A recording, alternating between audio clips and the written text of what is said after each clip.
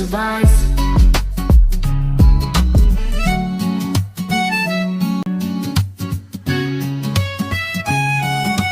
Woke up in the morning, sleepy eyes yawning.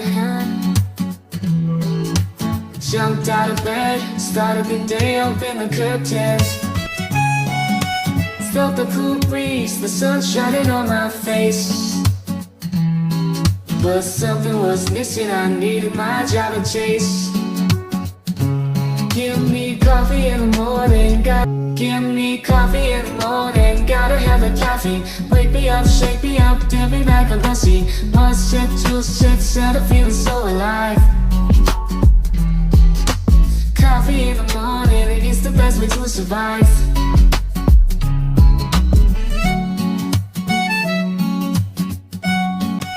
Felt the cool breeze, the sun shining on my face. But something was missing, I needed my Java chase. Give me coffee in the morning, give me coffee in the morning. Gotta have the caffeine, wake me up, shake me up, dip me back on the sea. 1 sip, 2 sips, and I'm feeling so alive. Give me coffee in the morning, gotta have the caffeine. Wake me up, shake me up, dip me back on the sea. 1 sip, 2 sips, and I'm feeling so alive.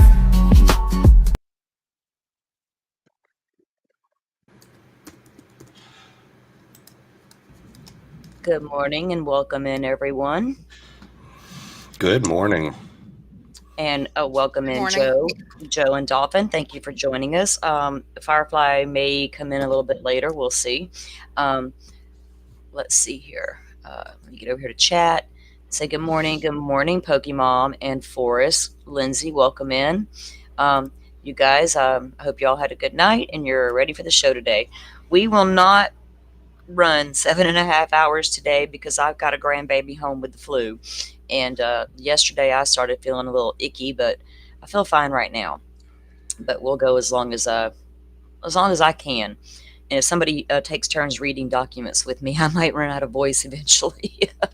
Okay. Yeah, let Dolphin finish eating her breakfast and then she'll help us out, and Joe and we can all take turns. And I checked the docket this morning on the Kohberger case. Nothing new is dropped yet, not even on the case summary. So I don't know how long. I know. I'm like, come on, Hippler. We know you don't like to go slow at things. Maybe he's taking his time to review all the materials that they went over in the last hearings. But yeah, nothing has come down the pipe yet about the Franks hearing or any of the motions to suppress. So I will keep an eye throughout the day on that because they could upload it anytime. But they usually hit the case summary first, and then it takes a couple of days to get into the docket, unlike with Latah. But it is what it is. I wonder if he's waiting to unredact that other hearing. Well, there's that Before they he had releases 2 anything. weeks. Yeah, and we should be coming up on that. This is the second week, I believe. So the defense and prosecution each had 2 weeks to get their redactions in on that transcript, and that still hasn't been released yet either. And I cannot wait for that, so we can all do our read on that, because that's going to be interesting, right? To find out something that we were not allowed to see, and now we can see, or at least read. Oh yeah. Yeah, I think it will be very interesting. Guys, if y'all notice at the top of the chat, Sarah said it was live in 89 days, and I didn't realize when I set this up last night. I was a little under the weather and probably medicated, and I had set it for like May. And when this morning when I checked, she was laughing. She's like, live in 89 days. I was like, oh my God, I just noticed that. So I had to come in and fix it. So I fixed it. So here we are. But I wouldn't schedule one that far out in advance. I don't know if I would be available during that time. But so we're going to get to, let's look at this while we're waiting on everybody to come in and all that goodness. Let me pull up this Stearns docket and show you the latest filing that is interesting to me. I'm sure it'd be interesting to you guys as well. And here we go again with, defendants' rights. Yes, they have them, but how far do they go? Now, did a lot of you get to see a lot of the footage, like the body cams of them interviewing Soto and Stearns, and when he handed over his cell phone willingly to law enforcement. I've got the video on my playlist somewhere, but I need to pull that up to review it. But let me just pull this up because this is quite interesting. Oh yeah, I watched a lot of it. Let me share my screen.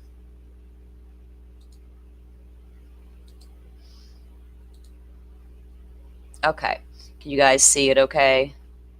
Okay, good. Good morning, Sajoy. Welcome in. Okay, Oh this wait, I'm is... looking at it backstage. You Yeah. got it? Okay. All right. So this is came down in the file. This is on the CSAM charges. They've also filed a motion to continue. The trial was supposed to start at the end of the month, and they have filed a motion to continue that. So we'll see how that plays out. But this is a motion to suppress evidence obtained from unlawful seizure of cell phone. Good morning, Jeff. So comes now defendant Stefan Stearns by and through his undersigned counsel pursuant to the Fourth Amendment of the United States Constitution, Article blah blah blah, Florida Constitution as well. Okay, here we go with the good stuff. This case presents a flagrant violation of Mr. Stearns' constitutional rights under the Fourth Amendment of Article 1, Section 12 of the Florida Constitution. Detective Tagler with Orange County Sheriff's Office unilaterally seized Mr. Stearns' cell phone without consent. We have Tagler's body cam, I think. Without a warrant and without exigent circumstances. The phone was then retained for over 9.5 hours before law enforcement coerced a purported consent for its forensic examination. Because the seizure was unlawful and all evidence obtained bears the taint of this initial illegality, the court should suppress the cell phone evidence and all derivative fruits. That would mean every single CSAM 1500 images that was on that phone. Now, when he handed the cop the phone, he said, "When will I get it back? Because my parents are calling me on that phone. That's how I check on them." And the cop says, "Well, they can call Jen's phone." Yep, And he sure yep. did. And then Stearns let them take the phone. So, okay. This motion is filed contemporaneously with related motions to suppress evidence obtained from the unlawful search of Mr. Stone's phone and evidence obtained through the subsequent Google account warrant that relied on the fruits of the unconstitutional seizure. Evidence to be suppressed.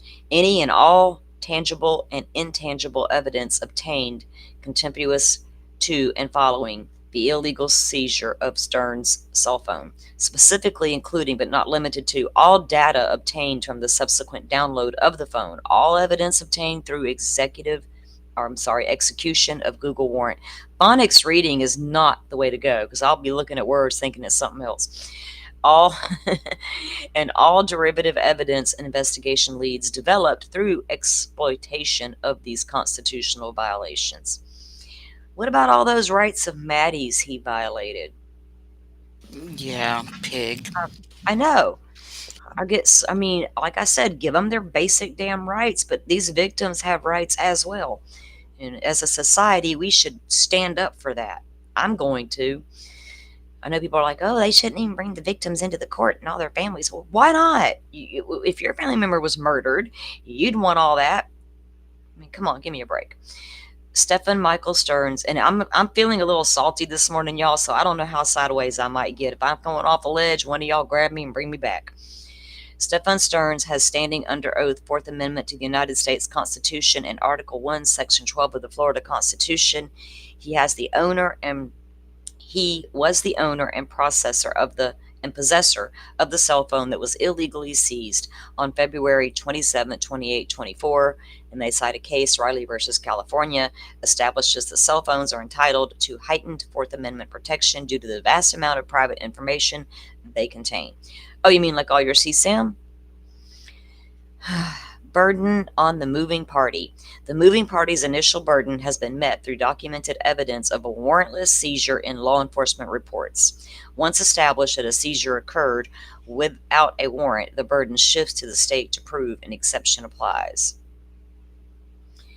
And then it goes into the case facts. On February 26, 2024, at approximately 20 hour, I almost said 2,000 hours, Jennifer Soto reported her 13-year-old daughter, Madeline Soto, missing to the Orange County Sheriff's Office. On February 27th, Detective Francis Hunt identified inconsistencies in statements provided by Ms. Soto and Mr. Stearns. Detective Maria Tagler of the Orange County Sheriff's Office was assigned as lead investigator, and she was really good. I liked her in her little body cam interview stuff. On February 27, 2024, at approximately 1600 hours, Detective Tagler, accompanied by Detective Acosta, and we have those documents, contacted Mr. Stearns at his residence. The detective's interactions with Mr. Stearns were audio recorded and captured exchanges between law enforcement and Stearns. Mr. Stearns' residence is located at 4012 Santa Maria Drive in Kissimmee, Florida. Detective Tagler sought limited access to Stearns' cell phone, specifically requesting only to check his Google login status by asking, "Is it okay if I go into your settings real quick? I just want to see if you're logged into your Google." Stearns replied, "Yeah." So he replied, "Yes," and limited request. After exceeding the scope of this limited consent, Tagler unilaterally announced, "I'm going to hold on to your phone and I'll give it back when we're done." Mr. Stearns expressed explicit concern about maintaining contact with his father through that phone. Detective Tagler dismissed Mr. Stearns' concerns by stating they could call Soto's phone instead. Mr. Stearns was given no choice regarding the seizure of his phone. No consent was sought for the seizure of the phone. Law enforcement made no attempt to obtain a search warrant for the phone despite having ample time to do so. Sorry, sip of coffee.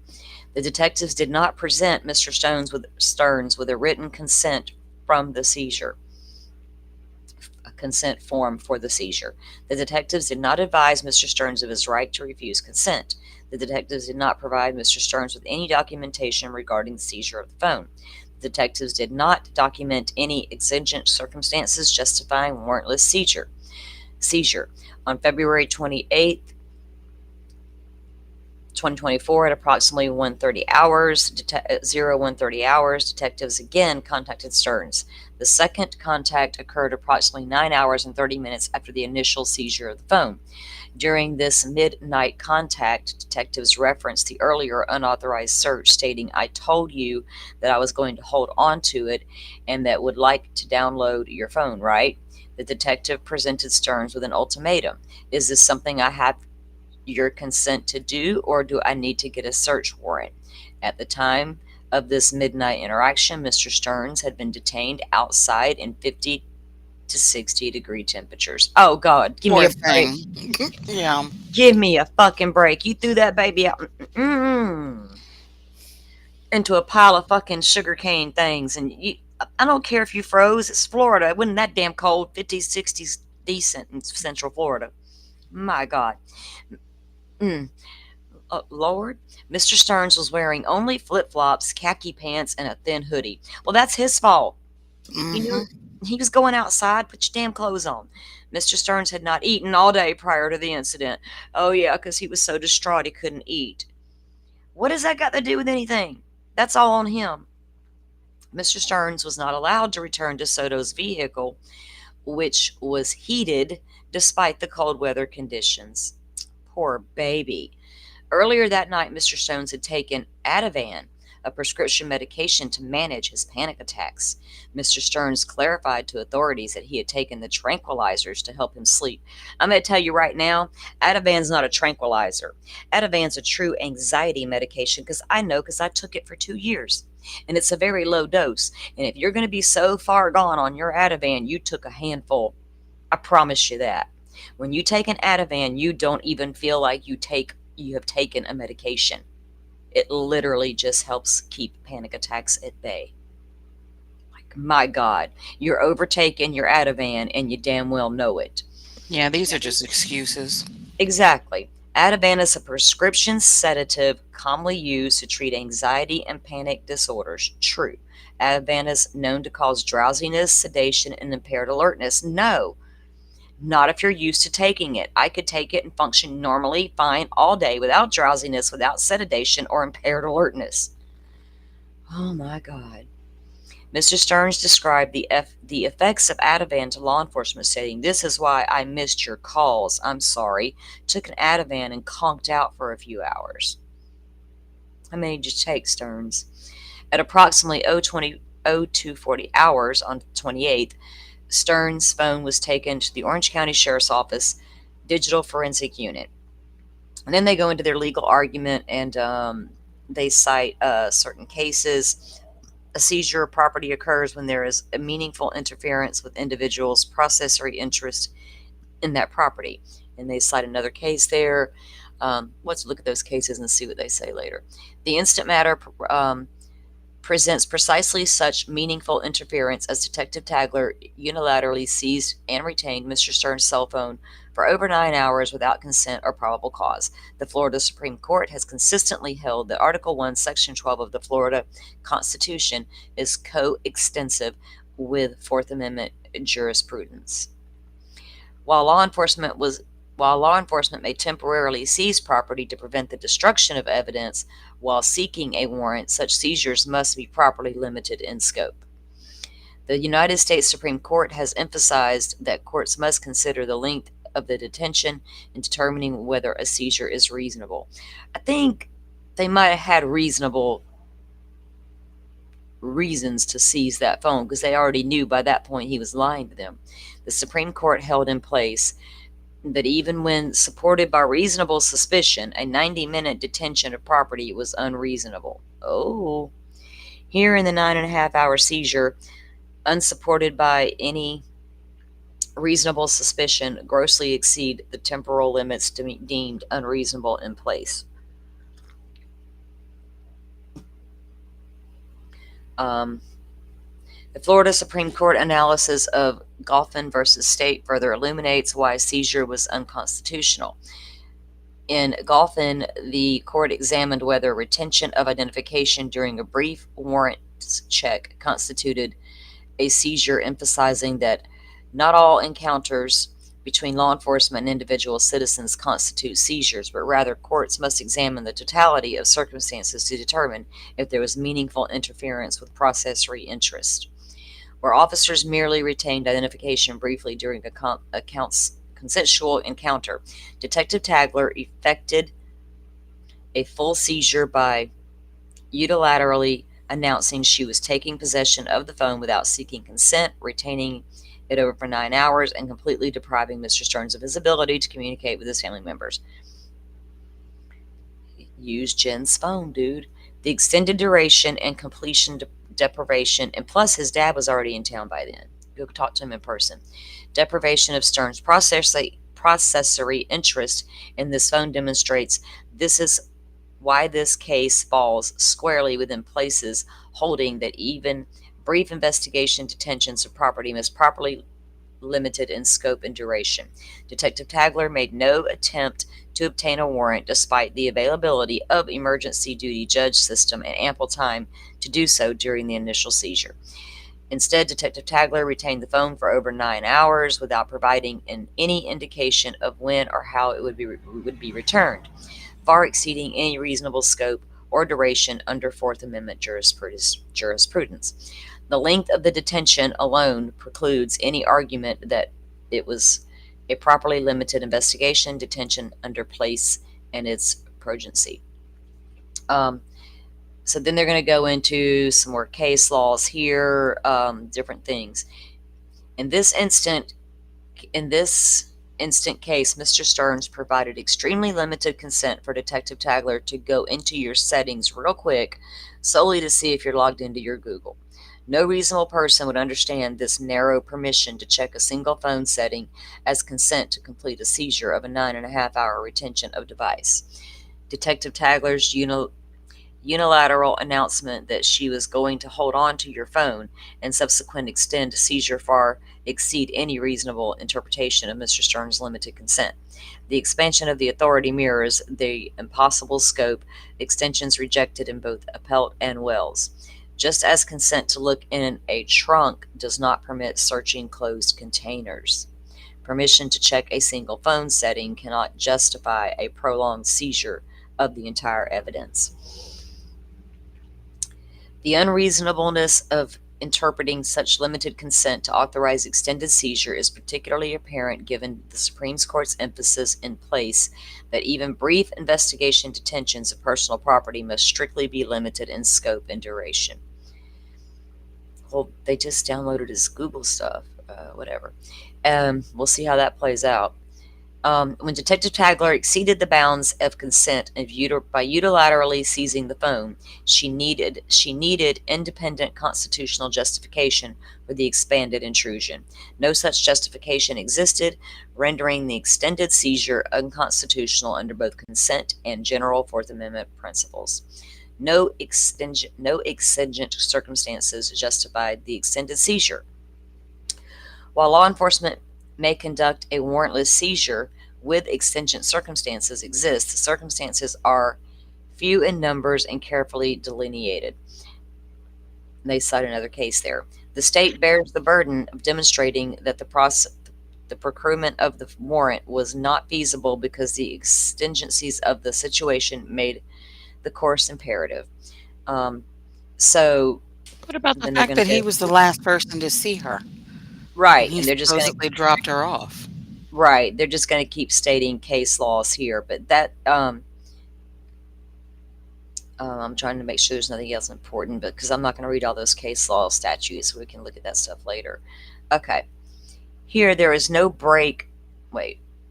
Okay, here there was no break in the chain of illegality between the constitutional seizure of the subsequent searches of the phone. The extended deprivation of Mr. Stone's phone created coercive circumstances that led to the midnight consent for its forensic examination. What does it matter if it's midnight and you're cold, 2 a.m., your child, stepchild, girlfriend's child is missing? They're going to be calling you at all hours of the night and different things because what if something came up? So does it matter that it was at midnight? No, but Now I he's think what he or she is trying to say that, you know, at that midnight, meeting or whatever, when he consented, that, he had all these different things going on, blah, blah, blah. And he actually only consented to them looking at his Google settings or whatever. And then they yes, kept it longer and then went and did more to the phone without his exactly consent. right. Yeah, but he gave the phone to them. Then I don't know if they, what they can do after that. They did download the Google stuff. Let's see what it says here. The extended deprivation of Stearns created coercive circumstances that led to midnight consent. Any purported consent was inexplicably intertwined with and the direct product of illegal search. The Google warrant and all derivative evidence were direct products of the initial unlawful seizure. But how can it be? So they had a Google warrant, but he gave them the phone. He's like, well, okay. So if they obtained a search warrant for Google, then downloaded the Google information, then what's the problem here? We'll see how it plays. I have to look at some of those case laws and just kind of read through them later on today. I don't think it's going to be a problem because I do remember seeing some attorney online say that, you should never, ever, ever hand your phone to the police, Exactly. because Yeah. they can make that quick download or Yep. whatever and then they've got you. Um, Exactly. yeah, You should say, sorry, but you're going to need a warrant to get my phone, right? And right. we've seen a lot of cases like when children go missing and different things. They're like, "Can we look at your phone?" Yeah, sure. Here, if you've got nothing to hide, you're going to hand it over. Um, but with Stearns, he'd already factory reset twice that day before they ever took the phone from him. Hmm. That alone is like suspicious and probable cause to look at your Google. Because if you got maybe he didn't delete the Google Cloud backup stuff. I don't know. We'll see how this plays out. The Google warrant and all derivative evidence directed unlawful seizure. Law enforcement would not have access to the phone's data without the first illegally seized. All right, conclusion. Detective Tagler's warrantless seizure of Mr. Stern's cell phone represents precisely the type of unreasonable government intrusion that the Fourth Amendment was designed to prevent. The 9.5-hour deprivation of an essential communication device without consent or exigent circumstances violated fundamental constitutional principles. I wish our forefathers were still here so I could have a conversation with them about what they all meant in that Well, Constitution. wait a minute. They're also forgetting, like you said, his dad was there or whatever. Yep. And wasn't he staying right next door to them in Yep. the hotel? Yep. He had a room Yeah, right next okay. door in the hotel. Exactly. I don't care about you being awake at midnight. I don't care about you being cold outside in 50-degree weather in Orlando. People love 50-degree weather in Orlando. It's not that cold. Been there, done that. Been down there many, many, many times. I'm a Florida resident. Had annual passes to Disney and Universal. I was always down there in like February because it was great weather. Things like that. In February, is when Maddie went missing. It wasn't that damn cold. Jesus Christ. And so what if you were cold? Who cares? What you did to that child was unacceptable. So yeah, be cold. And I hope you had your one little breakfast at jail. I don't know how people found out you had a breakfast. Maybe I'm going to call them. Be like, are y'all giving out information on what this guy eats for breakfast? Because I heard he finally broke down and ate your breakfast. Like, I don't care. What's that got to do with anything? I'm sorry. Total separate rant. All right, I'll get back on track. Like, girl, I saw some shit yesterday. Even with this case, still people are still there at the grub truck watching the fight, and they're screaming Xana, and I'm like, I cannot with that stuff anymore. Anyway, so they're saying she violated his rights by taking the phone and all that without getting a warrant. So we will have to see what the judge ends up concluding on that. Let me see if there was two actually here about the cell phone. Let me see if this was the same, but this one should be different. It's another motion to suppress. Maybe they put it. Oh, okay.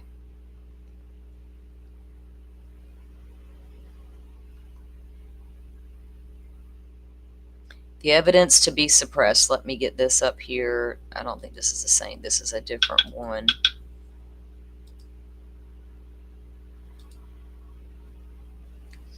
Can you guys see that? Evidence to be suppressed. Any and all tangible or intangible evidence obtained contemporaneous to the following: the illegal searches of Stefan Stern's cell phone on February 27th through 28th of 2024 specifically included, but not limited to, all data obtained during the initial unauthorized search that exceed the scope of Mr. Stern's limited consent, including but not limited to location data, call logs, text messages, browsing history, photographs, videos, and any other digital content accessed by checking the Google. That would be all 1,500 images of poor Maddie. This is not getting thrown out. I will be shocked if they do. If they do, I'll be so pissed at Tagler for not doing it right. All evidence obtained through the Celebrite forensic extraction of Mr. Stern's phone, including but not limited to extracted photographs and videos, text messages, communications records, location data, GPS coordinates, call logs, contacts. Okay. Application data and use information. Deleted content recovered through forensic extraction. File metadata and system logs, and any other digital evidence obtained through Celebrite process.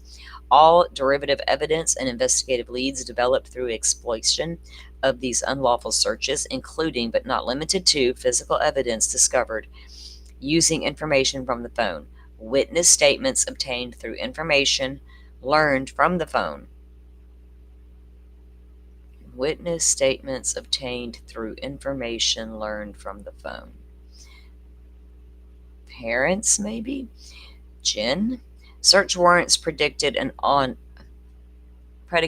information from these searches. Evidence on February 27th, Detective Francis Hunt identified inconsistencies in statements provided by Ms. Soto and Mr. Stearns. And this is what we've already read, I think. It's the same. It's the different document, but it has the same information in it. So we'll just get that one off there. And then they want the motion to suppress the Google, which is probably going to be the same standard language that we just saw. Let's see.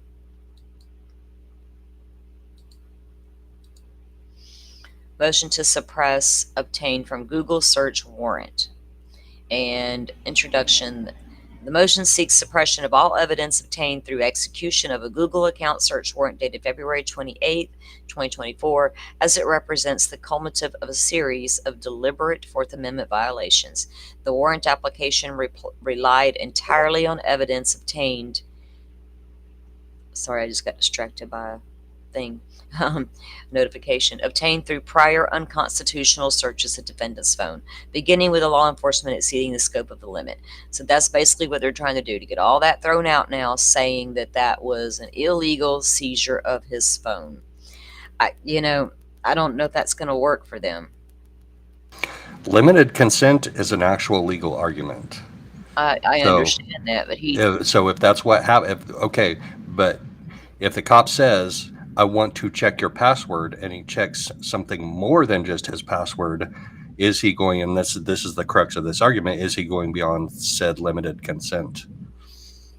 That's going to be what this argument comes down to. And if the cops did screw up, and if they did search outside of the limited consent and it gets tossed out, shame on them. I agree. But he literally gave them the phone. Specifically for checking his Google, if he was logged into his Google account. Then once they did that, they obtained a Google warrant. Okay, before they got anything else off of that phone. From what we understand in the document dives that we did, when he gave them the phone and he told them he accidentally reset it, and it turns out he did it twice, they wanted to know if he could access his Google. And so he allowed them to look, and lo and behold, they could. So when they asked him, can we keep the phone? He said yes. First, he didn't want to because of the parents, but then he gave it to them. Once they had the phone, when did the search warrant for Google go out? That's going to be the key, right? As to what time that Google warrant went out versus, I don't know. I got to look at some of this case law in Florida, but I'm going to have a huge fucking problem with the state of Florida if they throw out that evidence containing 1,500 pages of images of what he did to that child. Yeah, he didn't accidentally reset shit, did he, Pokemon? He did that on purpose, not once, but twice, trying to destroy the evidence he knew was on that phone. And this is why we need law enforcement to do everything by the book, I hate to see somebody who we know is factually guilty walk away or get the DP off the table because of stuff like this. And really, if they can't get this stuff thrown out with the warrant stuff, all they can do then is try to get the DP off the table. And they're already trying with that. They're going to bring up that TBI, that traumatic brain injury he suffered at 7 or 9, whatever it was, when the big Toyota 4x4 ran over him, and now him and his mom are terrified of Toyota 4x4s. But I need to know how, from the time that happened to the time he's a grown man, was he treated for a TBI? They're going to bring all that out. They've already mentioned it. So it's going to be interesting to see how that all plays out with what the judge's rulings are on that. I get scope of, broad scopes and all of that, but I don't know. He handed over that damn phone. And so what they did with it once they got it, did they go and get their warrants legally and on time before searching the Google stuff, recovering? Because they probably had to get a Google warrant to recover what was deleted. Do you think? I don't know how that works. I mean, phone extractions can pull all that out. I get it, but I've heard both on this, and maybe it is both. So they got some digital forensic data from the extraction, but then they also got some from the stuff that was backed up on the cloud. That's what I've heard. I'm not an expert in this case. I haven't seen all the documentation, but that would make sense to me, that you have the forensic extraction, and then you have the cloud extraction, so to speak, or the cloud warrant. Yeah, because he when he factory reset twice, he didn't realize all those images were backed up on his Google account, and that's how they found them. Right. So, yeah, Forrest, that thumb drive they found at the parents' house. What is what is on that? Um, yes, this is a DP case. We have a new law in Florida under the SA stuff. That alone would bring the death penalty, but they're not seeking it. They're seeking the DP in the murder trial, and they're going to go forward with the CSAM stuff first, and that's going to help establish motive and probable cause for the murders, right? So they're because the new CSAM death penalty is very, very new in Florida, and Stearns would be the first one to go up against it, and it's going to be contested in the Florida Supreme Court. We already have chatter about that going through the state. Um, so maybe they felt that it was easier, you know what I mean, just not to do that, um, and seek it for the murder charge.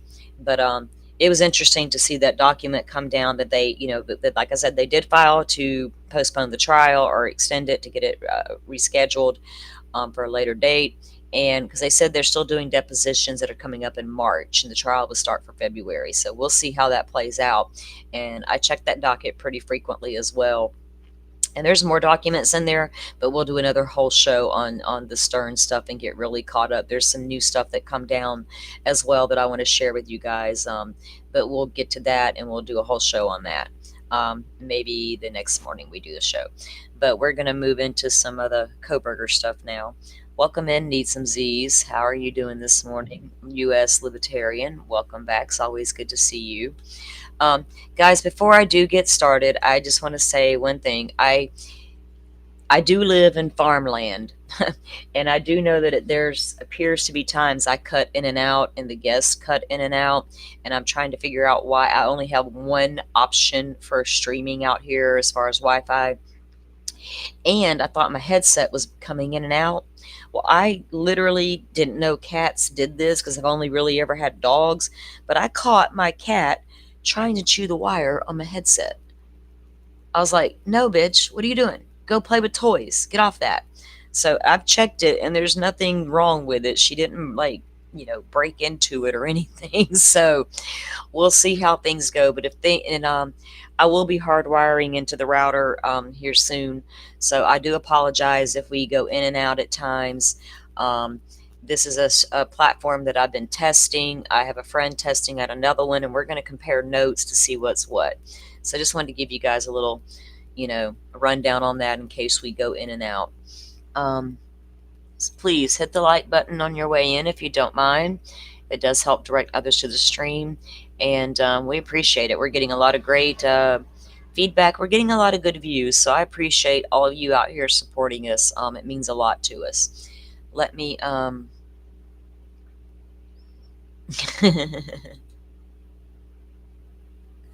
right, let me pull up something here. Let me get my other screen going.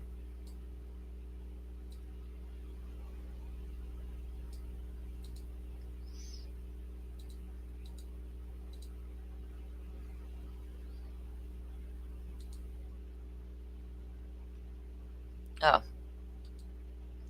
Hey there, girlfriend. How are you this morning? Firefly, you with us? Oh, sorry. Yes, I'm here. Good morning. Mute's a terrible thing. I know, right? I have to mute because the puppy's in the crate again. So I'm like, I don't want to keep. You don't know y'all to hear the crate. Yeah, you don't know how many times Joe and I'll mute out during one of our streams playing a video, and then we forget, and we just start. We're like, oh hell! Now I understand, because every time somebody streams and does that, you're like, what? Are they dumb or something? No, they're not. Are they dumb or something? I love it. Sorry, I just say what comes to my mind. Hey, that's why I love you. That is why I love you. Okay, you and Dolphin both. We all three have a tendency to speak our minds. Okay, let me get my there was something I wanted to before we get into the document read. There was something I found on I found a lot of clips, but I'm not going to play them all today because I'm working on I'm editing a video, so I will be working on that later today. This is a piece that I found. There's actually two, and they're neither one. This one's only 3 minutes long, so we're going to start with this one. Let me get the screen up here. This is out of Pennsylvania, and it is a friend who grew up with Kohberger and a classmate. We do start tonight, though, in Pennsylvania, where it has been 3 days since the arrest of the alleged killer of 4 Idaho University students. News Nation's Nancy Liu joining us now live from Moscow, Idaho. Nancy? Wrong one. Hang on, let me get the right one. I don't know what happened there just now, because they were in order. Like, y'all know what? I thought yesterday was Friday. Like, I cannot get my shit together this week. It was very Monday for me. Very, very Monday. I got a low-grade fever, so y'all bear with me. Okay, here we go. Let me get my damn playlist back up here.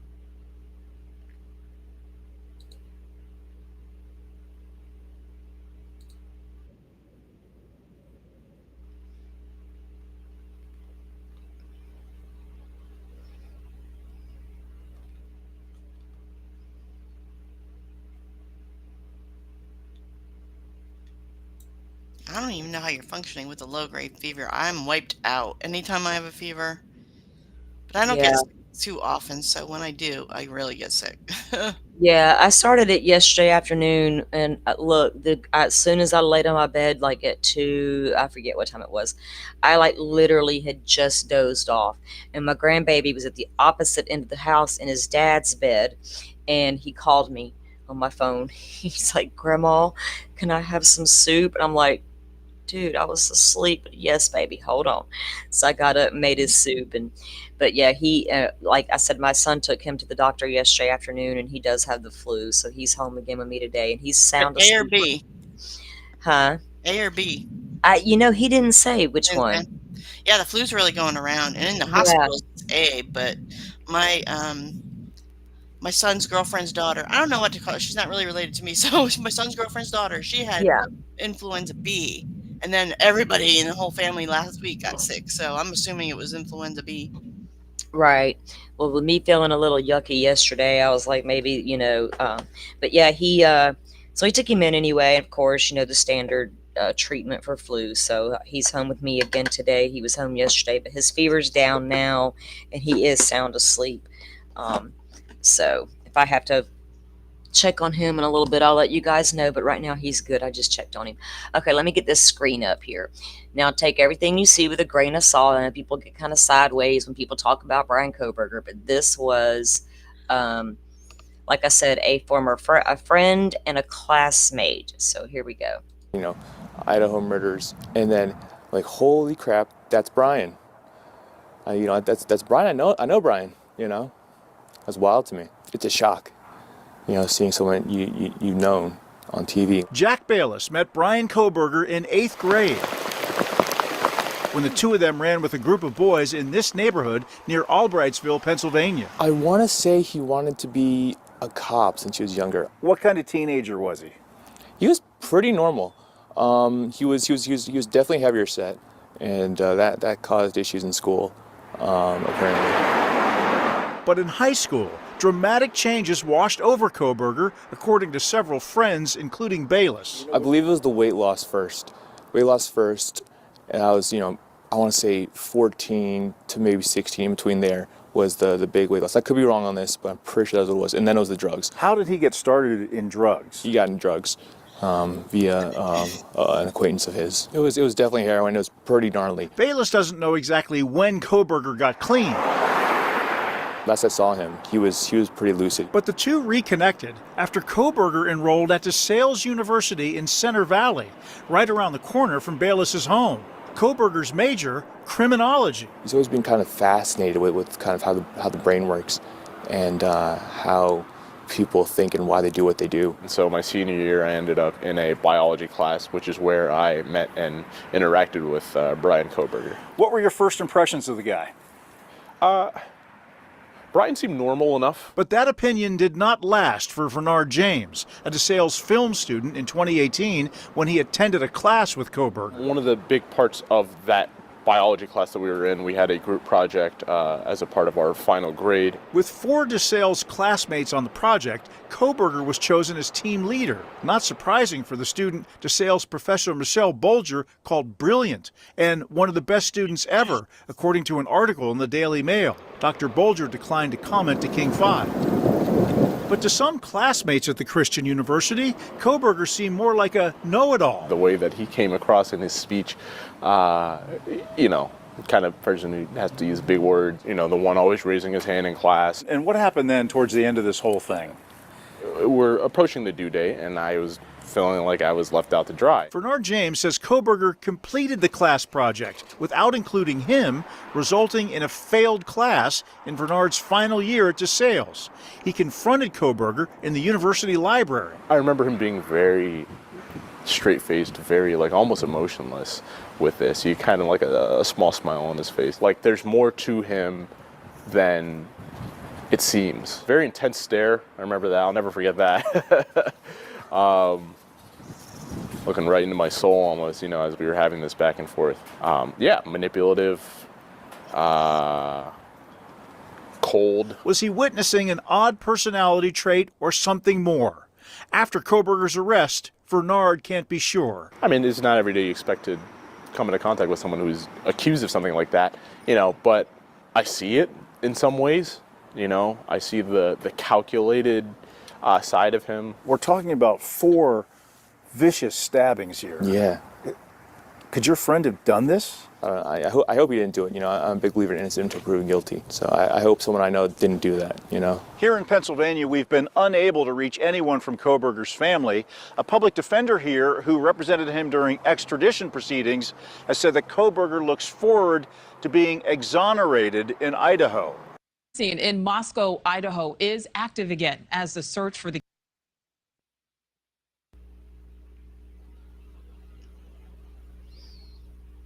So what do you guys think? Do you, I mean, I know would love to talk to that first guy because he knows him in and out, I bet you. Oh yeah, Jack. Was Yeah, Jack Bayless? Yeah. yes. Bayless. And What's you his know name? he knows him a hell of a lot better than old Willie. He does. Oh, Willie doesn't know Mhm. him for shit. Willie doesn't. I made a whole Bayless- video of Willie admitting he didn't know him. Okay. Yeah. So yeah, I would love to have to get that as well, Dolphin. Maybe we could work on that if we can figure out where. But yeah, I would like to talk to him as well. So people did speak out in the very beginning, and then people kind of went silent about it because there was so much being said and done, you know, with the case. And I just found that clip very interesting when You know, Idaho murders, and then found it. There's one more I wanted to play before we go into. We do start tonight, though, in Pennsylvania, where it has been 3 days since the arrest of the alleged. Because there was something interesting that I did not know that I found like literally this morning. Because I do a lot of research at different hours of the day or night. Let's see. Where did it go? Where did it go? I thought I had it. Okay. This one is a little bit longer, guys, but I'll speed it up. It shouldn't be too bad. Let me get the settings going here.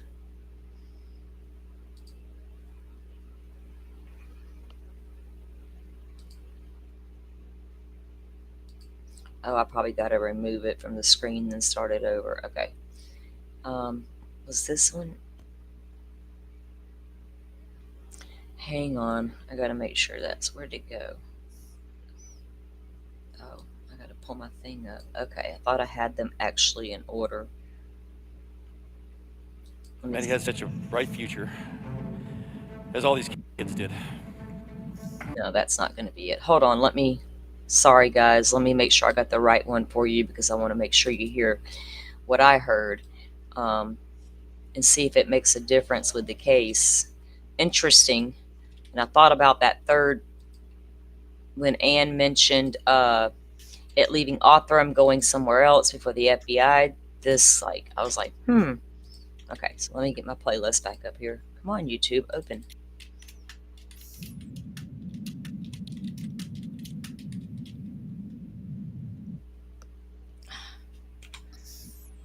acting all crazy right now. Okay, playlist.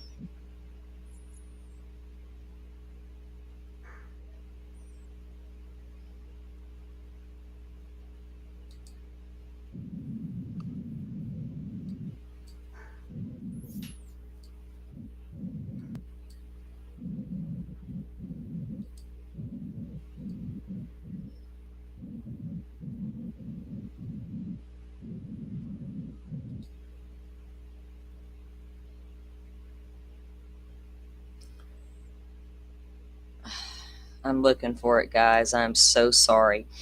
Anyway, it was talking about how one of the #1 DNA experts in the country literally is in Idaho. Who is that?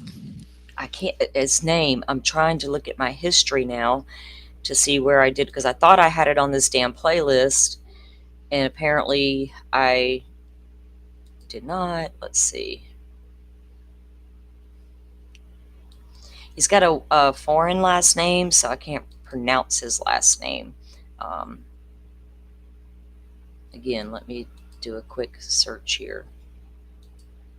Like, I just watched it this morning and it was like surprised.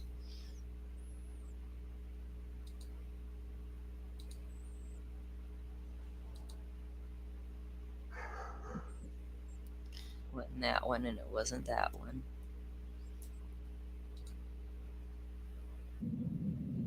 Here it is. Gosh, thanks. Okay. Sorry, guys. All right, here we go.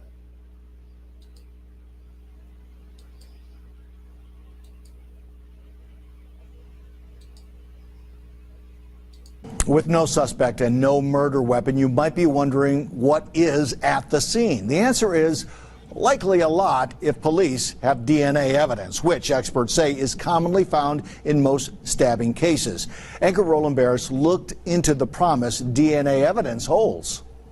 Idaho is home to one of the top experts in the entire world on forensic DNA. His name is Greg Hampikian, and he's been instrumental in exonerating the wrongfully accused like Amanda Knox and Christopher Tapp.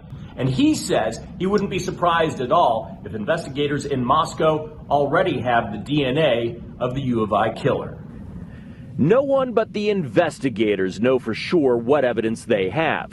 But Greg Hampikian says in the case of a brutal, multiple stabbing, it's unlikely the murderer would not leave DNA evidence behind. If it's a deep wound, their hand can come in contact with my shirt, right? Or my skin if it's on the skin.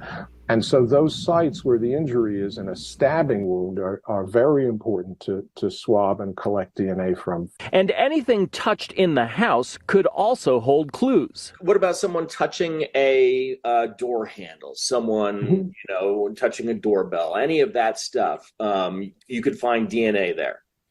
Yeah.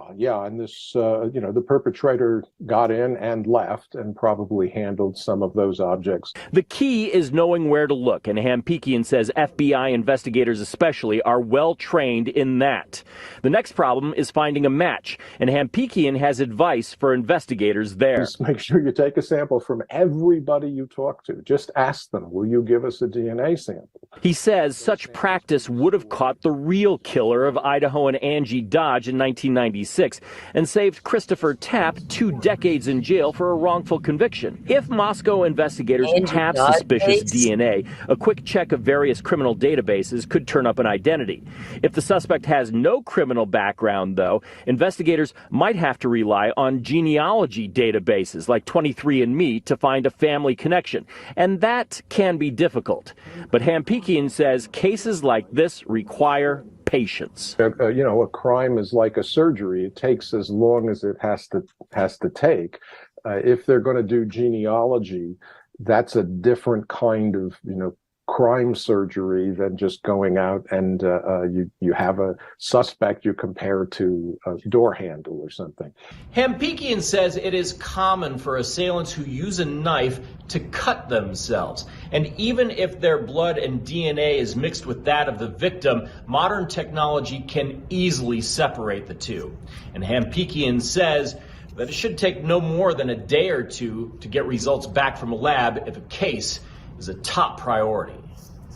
Roland Barris, Idaho News 6. With no suspect and no murder weapon, you might be wondering. So that was interesting. I didn't realize they had a top DNA guy in their state. We'll have to look him up and see what his thing is. Where did it go? Where did that? I think I've seen him before. Is that Idaho, you say? Mm-hmm. Oh, interesting. Yeah, I've never heard of that guy. I've seen him, but yeah, I wonder if he's got any say on anything. What do you mean? I wonder if he's part of it in any way. Oh, worked on it. Oh, I don't know, because it would. I don't know. Apparently, he testified in the Chad Daybell trial. Oh, nice. Okay. So Needsum Z says the state have not produced enough evidence to the defense that actually proved guilt for me to find their opinions relevant. We don't know what all the state has turned over. Apparently it's a lot, because Ann's wanting it all suppressed. So they have been turning it. The biggest, I know there are a lot of channels out there giving all their opinions, but if you watch the court hearings and read the court documents, a lot of the discovery she continued to try to ask for was FBI stuff. Like, she had to subpoena them. She had to do the tour report. She wanted all the notes, emails, side notes, everything she could get her hands on from the FBI. And the state can only provide what the FBI provides them. And Ann knows that. That's why she had to do the TURI report, and the judge agreed that same day in court. You sign that TURI request, I'll sign your subpoenas for the FBI. And he did. And she did get some stuff back from the FBI, but we don't know the extent of it, right? And we know she got some IgG material, which is very rare in cases. Ann's had a couple of really good wins. So for people to say or to think or to be led that the prosecution's not turning over evidence, I tell you again, Lori Vallow, death penalty taken off the table in Idaho because of failure to produce discovery on time by the prosecution. And I don't think the prosecution wants to make that mistake here. Of course, we got to wait till trial to see all the evidence. Right now, with these court hearings, they're all for Ann's sake. All her emotions, honestly, the prosecution doesn't have to say a darn thing. They can get up and, rebuke what she just said or question the witness she brought on. But they don't have to get up and say, oh, that's not wrong, we got that evidence. They're waiting to court to prove it. Now, whether they can prove it in court's a different story, right?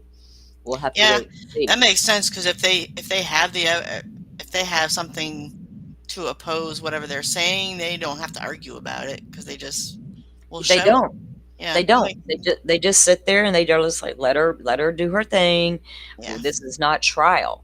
Right? They don't have to get up there and start presenting their evidence right now. That's not the way our system works. Seems but they better have good reason for not testing the blood, though. Like, that doesn't seem to be good. Like, how can you not work up blood at the scene? Well, Dolphin and I kind of we dropped some information in the Discord. We were kind of looking into that. How old was the blood? Yeah. Things like that. Is it still testable? If it was super old, was it degraded in any way? Things like that. So I agree it should have been tested if it was able to be tested.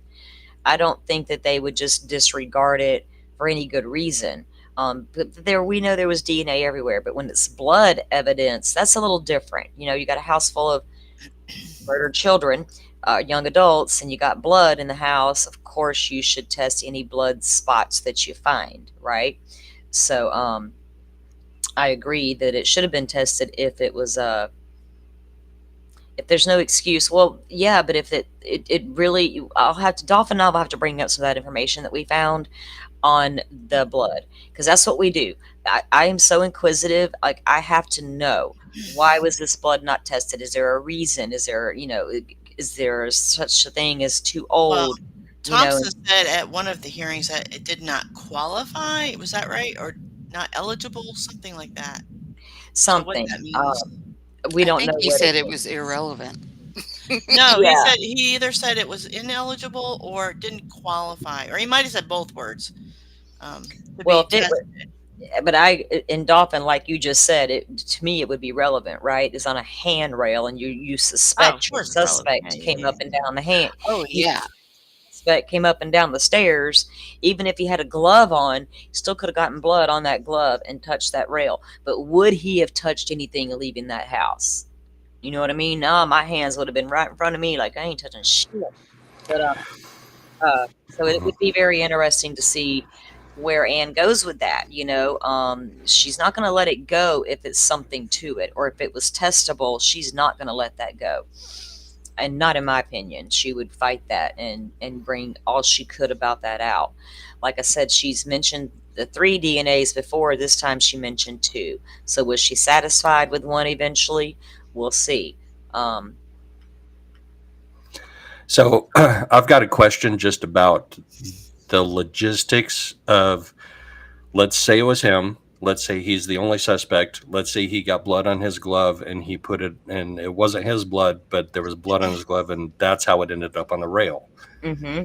At some point in time, he gets back to his car, in which they did not find any blood or DNA evidence of any kind. So think about if he's thinking about performing the perfect murder/murders, and he's all dressed up in whatever he's dressed up in to keep himself from getting bloody, he's got to take those off at some point, right? And put them in his car and then go ditch them somewhere. He put them all in his little bag. Okay. Okay, so here's the thing. Some people, because we know about the Dickies receipt, and how could you come out of a house and not drip blood everywhere? Did he have on some kind of suit, and stripped the gloves, the mask, everything off right there in that kitchen by the slider? Throw it all into a bag and then haul ass back to the car. Because I don't believe the guy drove home the back way, the long way, in his damn underwear. I don't believe it. Let me look at something real quick before I show you, before we jump into the warrant. This won't take but a second. I want to show you guys this. This is something that Dolphin and Firefly and I looked at a long time ago. Just being curious as we are. Can you guys see that screen? These are clothing that you can buy that are cut resistant. See how the guy's got the big old look how normal looking that shirt looks. Not thick, not bulky. Second one. And look, these are cut resistant. Oh, look, oh my gosh, like a 3D thing. Whoa. Oh, y'all can't see that, like it's bouncing around on mine. But let me go back one page. This one. It comes all the way up the neck, zips up, and look, it's even got thumb openers. And these are all cut resistant clothing. And you have this one, you have that one, looks like a normal shirt, would easily go under something else. So for people to say, there's no way, there is a way. You can put on these gloves, and they use, now these are like a little different than what restaurants use. The restaurant use chain gloves, and they're bulky and they're ridiculous and they're hard to use. But this one, yes, they are very hard to use. Right, you get it. But these particular ones that they're showing in this first picture on the left, they aren't like that. Look, you can buy a sweatsuit. You can buy that shirt we saw. You can buy this type of jacket. You can buy this shirt. There's all kinds of things out there that can protect yourself from being cut. Do you think he did all that? I think he was the one planning on doing the cutting himself, I don't think he expected like one of them to have something that would cut. No, I understand that, but he didn't want to accidentally get cut during the process. Right. In So case you would shit went protect your hands sideways. with gloves. Yeah, I don't know that you would need to buy a whole cut-proof suit, but just your Well, gloves. you might. I'm just saying it's out there for people to say that, oh, how, all these, there's ways to do it, you know. Could he have had all that on underneath him just in case? He knew there were other people in that house. He assumed they were all asleep, I'm assuming, if he's the guy. But yeah, it was just interesting that there are things out there that you can buy. And did he have all that on, or at least the gloves? And did he strip all that off at the back slider without getting a lot of blood on him? I'm sure blood splatter had to hit that Dickie suit at some point if that's what he had on.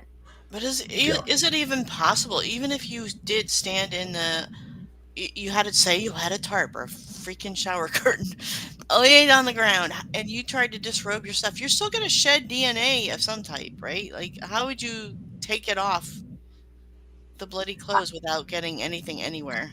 I don't know. I don't know if maybe, okay, so maybe he had a backpack. So, but the Maybe. blood would be their blood, though, that you're Yeah. shedding, most likely. More than And likely.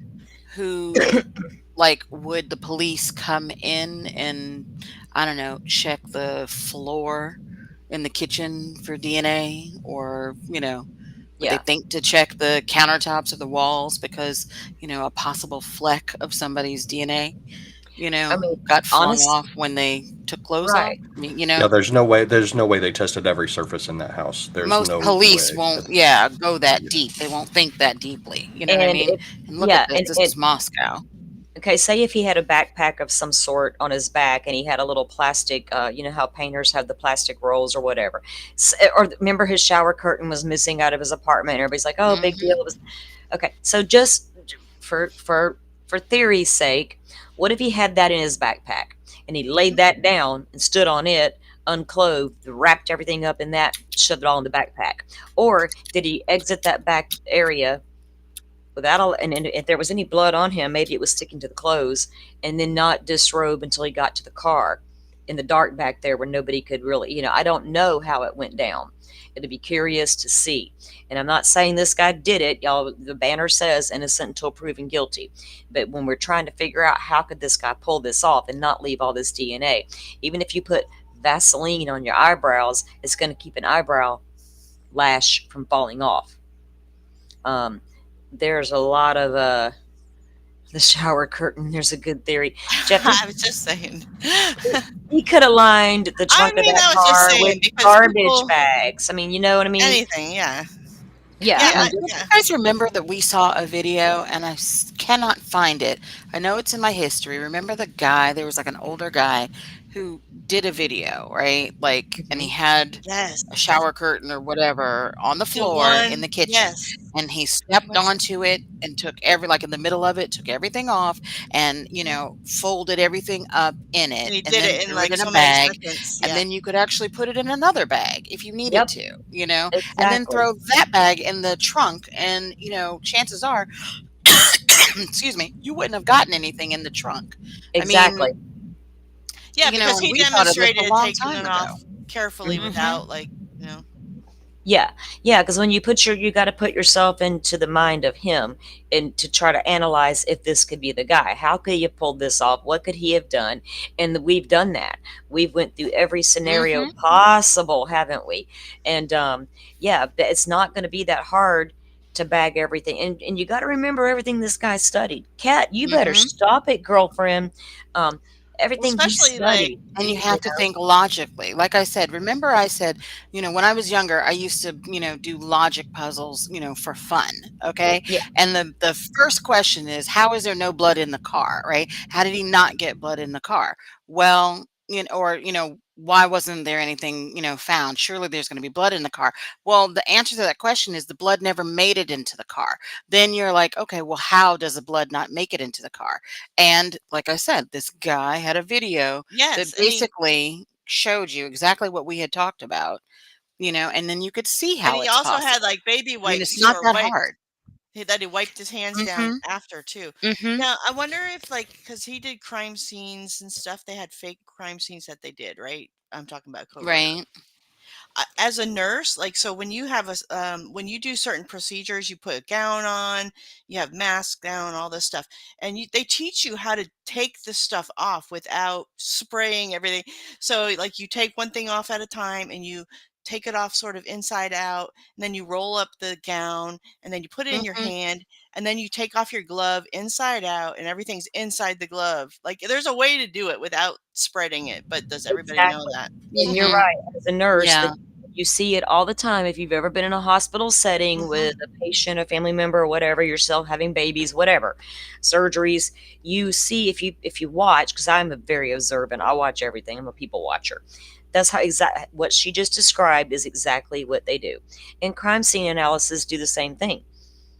That's what I'm saying. Okay, so he might have learned that procedure there like that. Yeah, there's a protocol is to wait to not, because we don't want these crime scene analysis like over in Delphi accidentally leaving their DNA at the scene, right?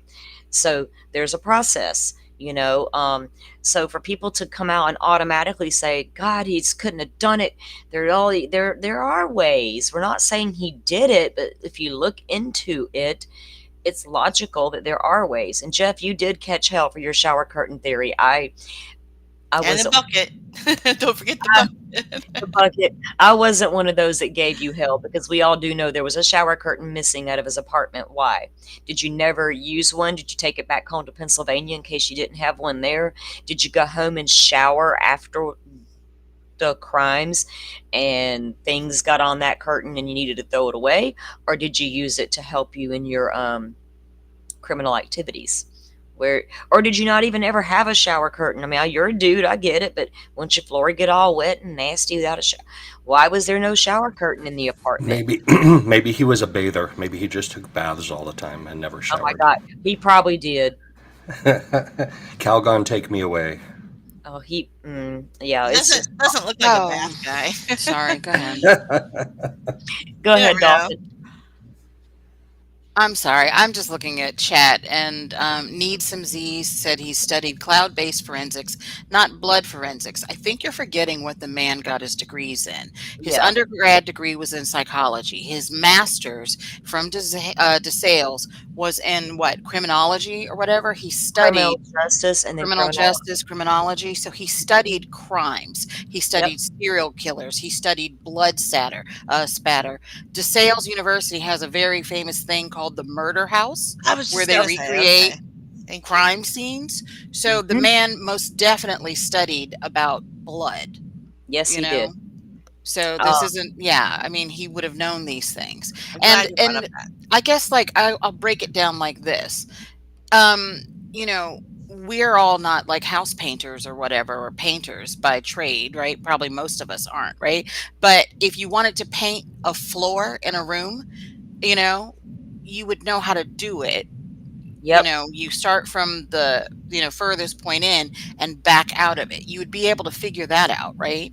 So, and that's just from a layman's perspective. But this man has all kinds of technical knowledge, and his education, 6 years of it, is in this field, not just cloud forensics. That's one little piece of what this man has studied.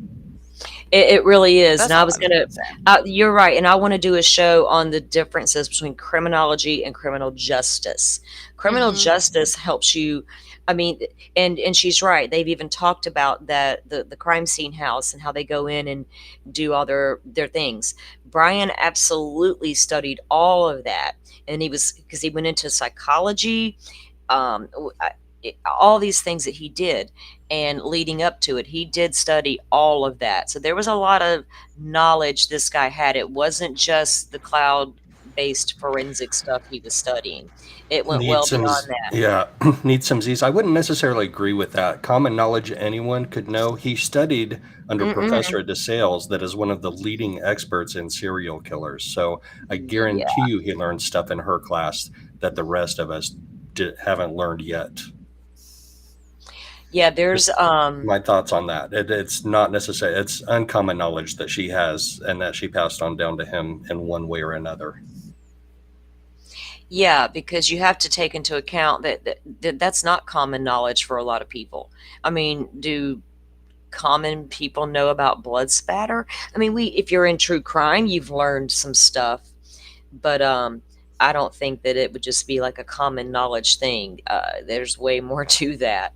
I had, hang on one second, let me see something.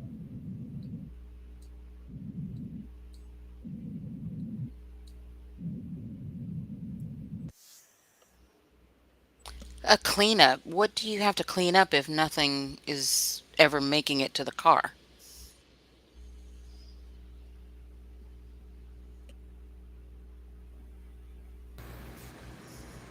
Well, you have to do something with it between the house and the car or after you get in the car, right? What are you doing with it? Where is it going? Is it going in a bag and then a double bag? Snake River. Snake River. Actually, we don't know if they have footage surveilling him in Idaho that he cleaned the car there, but they saw him cleaning that car thoroughly in Pennsylvania. They took the vacuum cleaner that he vacuumed the car with. They were literally watching him clean that car top to bottom. And if you saw the Indiana stops, the car was dirty on the outside. Obviously, road trip's going to get that way. But evidence of a cleanup, just like at the home, people were like, oh, there was a cleanup occurred. There would have been evidence of a cleanup 8 hours later. The smell of the chemicals, when they shine the lights on the floor, you would have seen big smear wipes. Watch forensic files. But this guy absolutely did clean the car. Yeah, he had 6 weeks to clean his car. Yes, he did. He had 6 full weeks to do it. It's almost impossible to completely clean out DNA and blood evidence, though, because it gets down in the cracks, it gets in places. But did they search all of those cracks in all of those places? You know, They tore his steam car apart. destroys Yes, they did. DNA. Do what, Dolphin? I'm sorry. I said steam destroys DNA. He could have steam Yes. cleaned his car.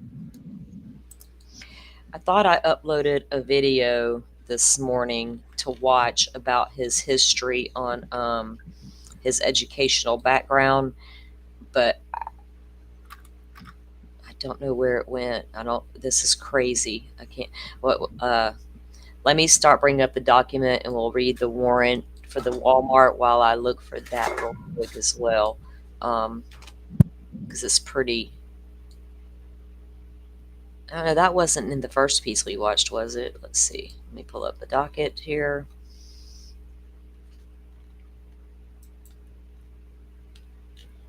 Okay, Kohberger. 3-7.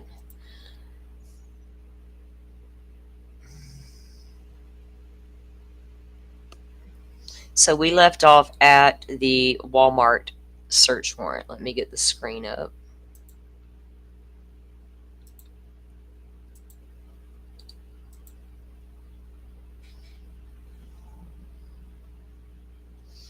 Welcome in, Texas Ranger. Good to see you. Sorry, guys. I was just trying to get caught up on chat before I bring up the next thing here. Okay. Are you down to the frame? You mean the car? They took that car apart. They took seat. I guess we'll have to go through the search warrant on that. They took that car completely apart, including the key fob, looking for evidence. So we don't know what, but I don't know how good he can clean. And when you work crime scene labs, you're going to be trained to walk in to see if there was a cleanup done. You're going to know what types of chemicals are best to use and not to use, what to look for and not to look for, those kinds of things. You have to consider these things. And we aren't saying he's the guy, but we're just showing that there's a lot there. So again, everybody's welcome to their own opinion. Okay. So hold on, I need a drink. 1 second, guys.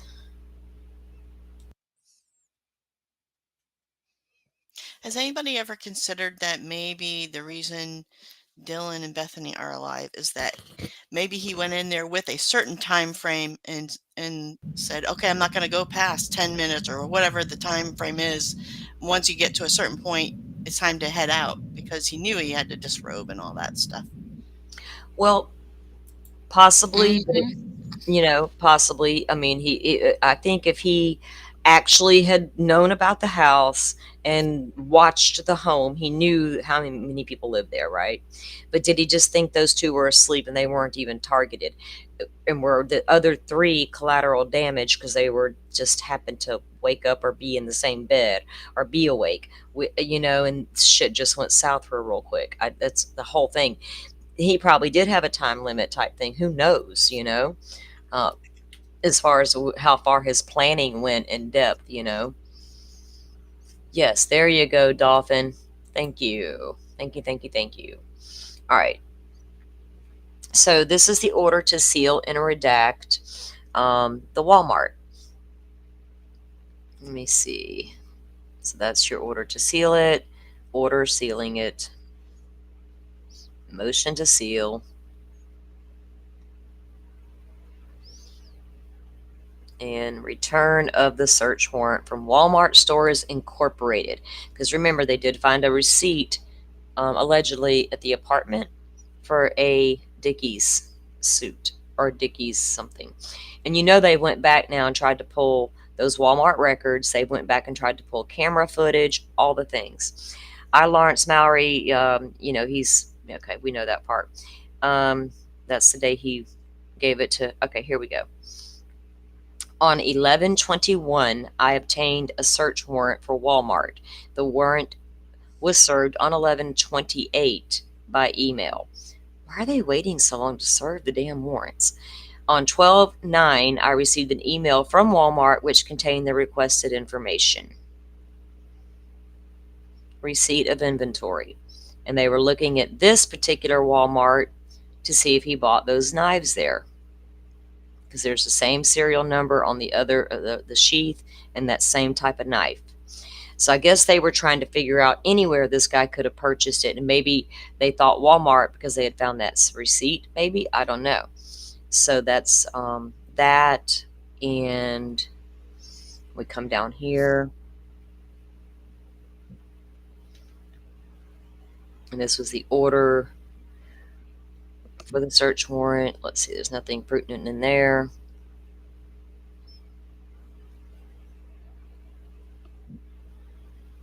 And of course, he's asking for everything in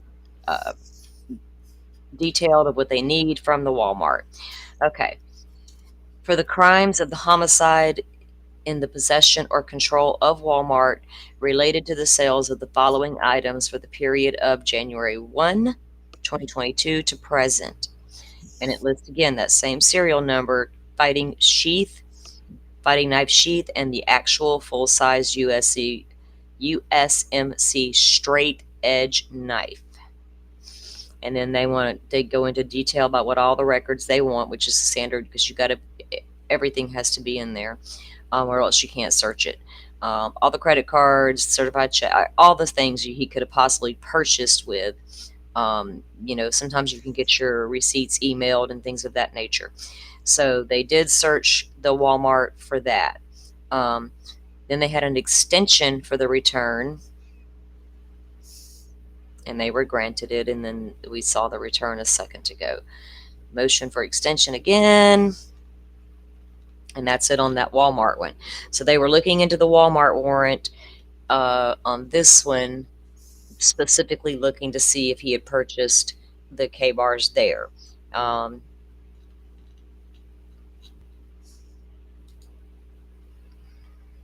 The next one is a Yahoo warrant.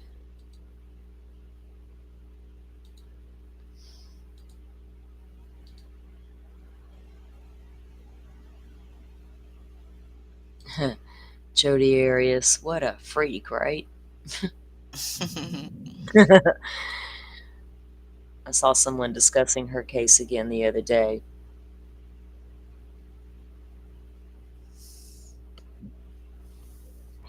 Well, I just saw some attorneys talking last night wondering if she would even testify at this point.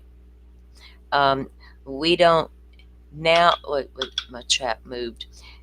No, we don't know what either, because we know that Dylan herself said she's not reliable, and yet that was put into the PCA. My point was that if she was seen, she would have been killed unless there.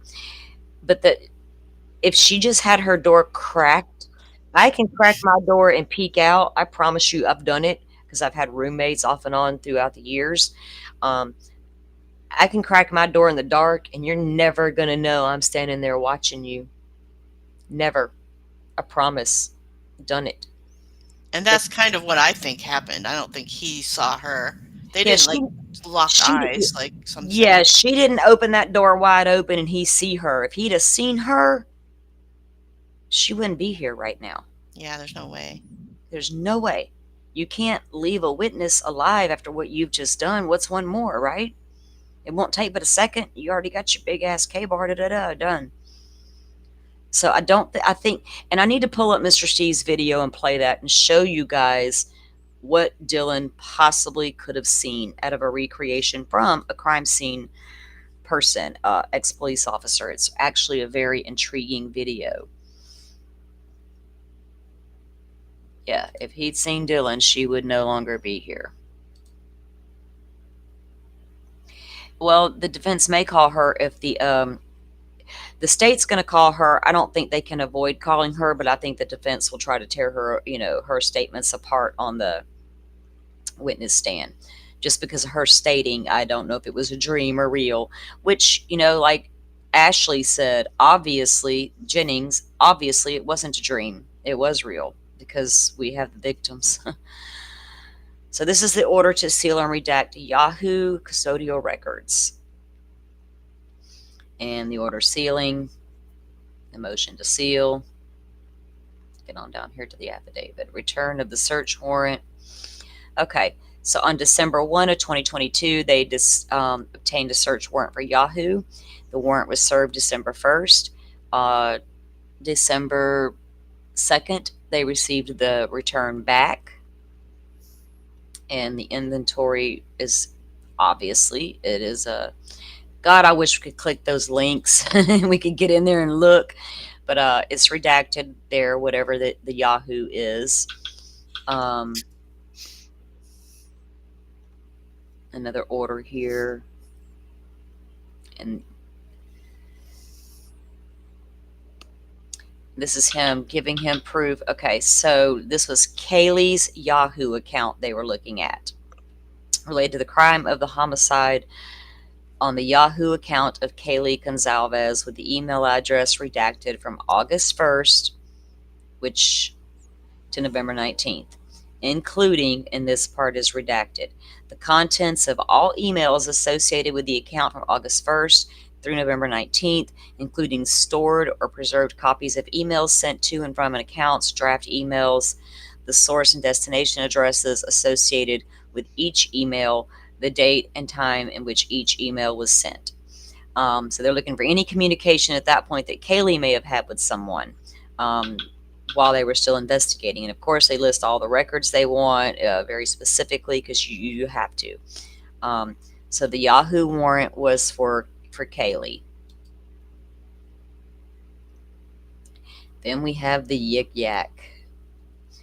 I think it'll be interesting if coroner's report shows that it was a 7-inch K-bar knife that caused the cuts, and if there was any bludgeoning from the end of the... Yeah, Jeff, I agree. I want to see all that too. Okay, so this is a warrant for Yik Yak.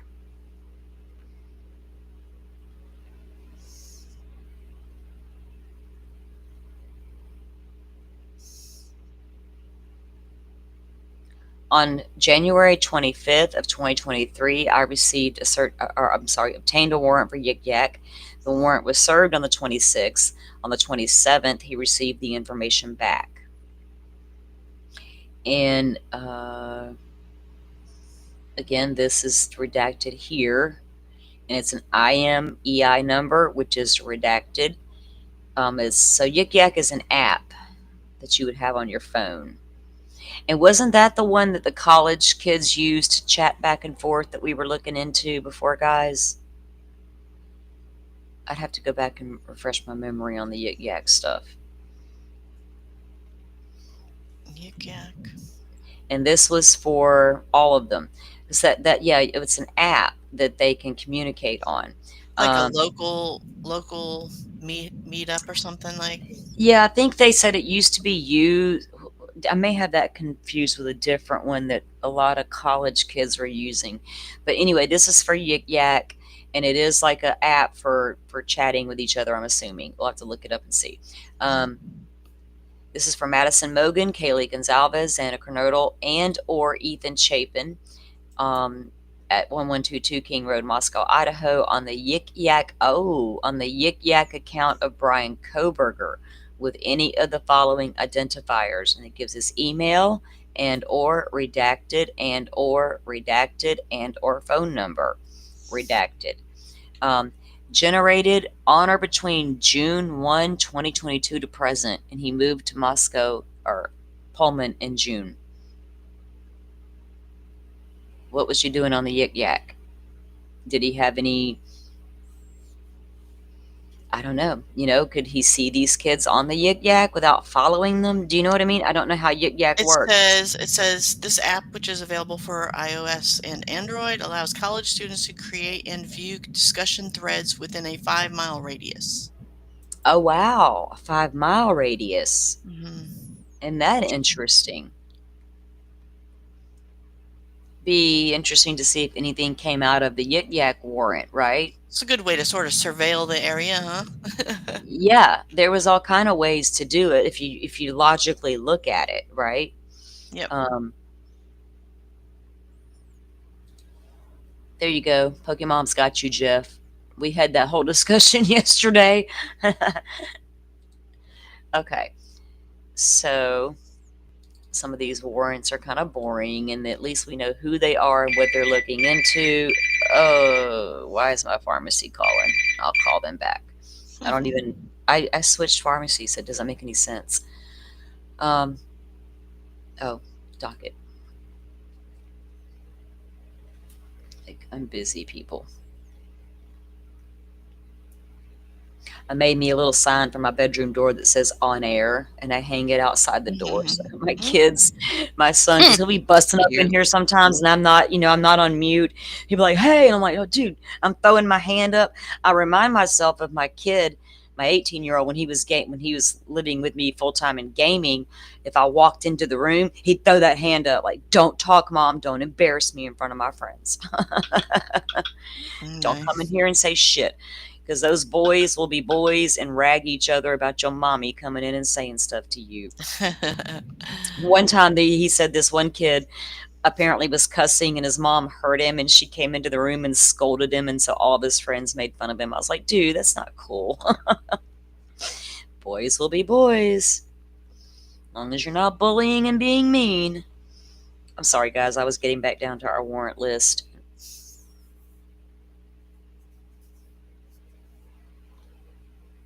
We just went over the Yik Yak. Online bullying happens, though. It does, like gaming bullying and people getting swatted. I mean, it can be a nasty environment, the same as social media. I know. Me and my son have had many talks about that. There's not a lot about that online gaming that I don't know. This boy's 18 and was holding a controller at 4 months old. Microsoft's made a bunch of fucking money off of us. I don't even. Ugh. Yeah, but he and I have we like I said, I have a very open, honest relationship with my kid, and we talk about all kinds of stuff. And he lets me know if other kids have bullied other kids, and it hurts, and things like that. So, all right, let me get back up here to where we were at. Going in order. That was the Yik Yak. Now here's another Google.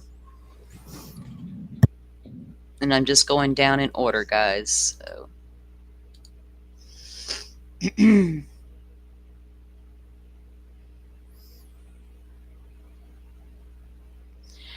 Sorry, I just checked over to chat for a second. Uh-oh, let me check one thing real quick. Oh, okay. I had to check back chat for a second, but I'm caught up. All right, so this is Google Services. And of course, our motions to seal every damn thing. And that's all that was a motion to seal on that one. Nothing else.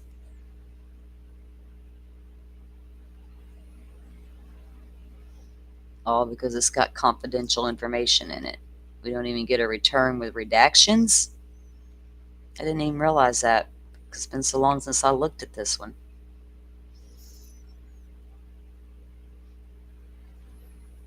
Yep, there, that was a nothing burger, as they say. On the Google one there. Doesn't even tell us who it was for. Was it a broad Google search? Oh my God. Okay. I know that Stern shit. We don't want it thrown out. Okay, moving down the line here. Oh, come on, Jeremy Best. Get off out of my way. You're always in my way, dude. All right. Yeah, when cops screw up like that, and let's assume worst case scenario, their search of his phone was overly broad, and the defense wins their motion and everything gets tossed out. There's still other evidence. He's going to jail for the rest of his life, if not getting the death penalty. But it's kind of hard in my mind to blame the officer for that. Most of the time I do. I say that's crappy police work. Like in Delphi, that was the most horrible of investigations. 5.5 years to find a guy that the only thing tying him to stealing the crime is supposedly an unspent round with tool marks. But so that was a crappy investigation. But if you're talking about a police officer, so this is a detective that's investigating a missing teenager, shows up at your house and says, "Hey, can I take a look at your phone? And I want to check your password." And he hands it over, and then you like get more stuff from that. That's hard to blame the officer for that. That is. Yeah. Yeah. Yeah, it is. Maybe he did make a big legal mistake. Maybe he did, maybe he didn't. We'll know as soon as the judge rules on the motion to suppress. But I mean, I can see that being a valuable or as a police officer thinking that's a valuable investigation tactic. Let me just take a little look at your phone here. Okay, so we have orders to seal the 2 Googles. Those are both came down on the 24th. They're not going to show us anything. Let me see what this TikTok one says. Let's pull it up.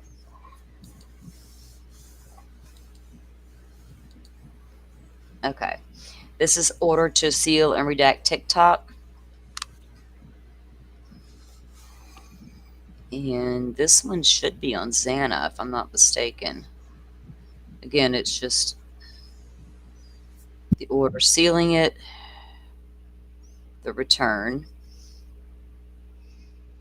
Okay, so on December 13th, 2022, he obtained a search warrant for TikTok. The warrant was served December 13th. They didn't receive their information back until February 19th when he received an email to download the data. On February 20th, he downloaded the data. A copy of inventory and receipt was mailed to, redacted, and redacted. The information was placed into evidence at Moscow Police Department. And they are searching for the phone numbers 1224 and 4818. And who did we say those belonged to yesterday?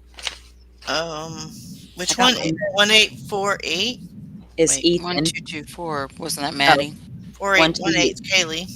1224 is Maddie, and 4818 is Kaylee. So they're looking at their TikToks there.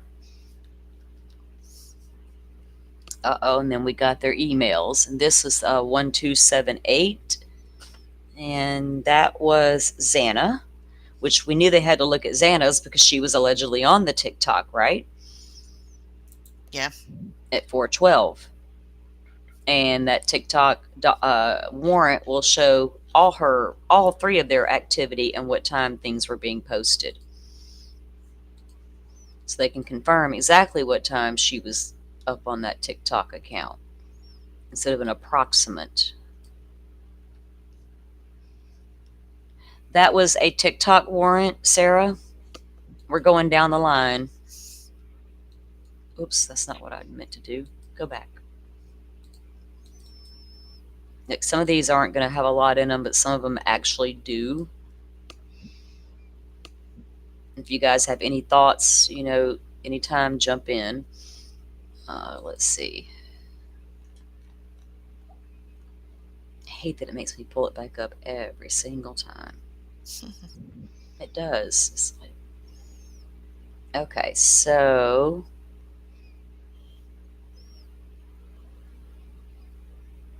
now we have a Twitter seal and redact.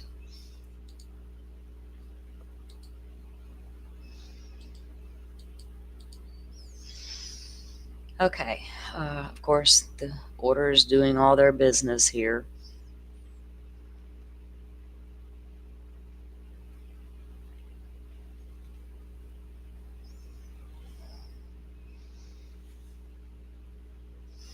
On January 25th, 2023, I obtained the warrant for Twitter. The warrant was served February 6th. Jesus, they wait forever. I don't understand it. Maybe they just had so many they were trying to serve. I don't know. On February 12th, I received an email directing me to a secure download for the data requested. On the 15th, I downloaded the data in inventory. Okay. So it's just got some redacted Gmail accounts there. An IME number redacted. And the order sealing. And it doesn't tell us who this one's for. Let's see. Yeah, here we go.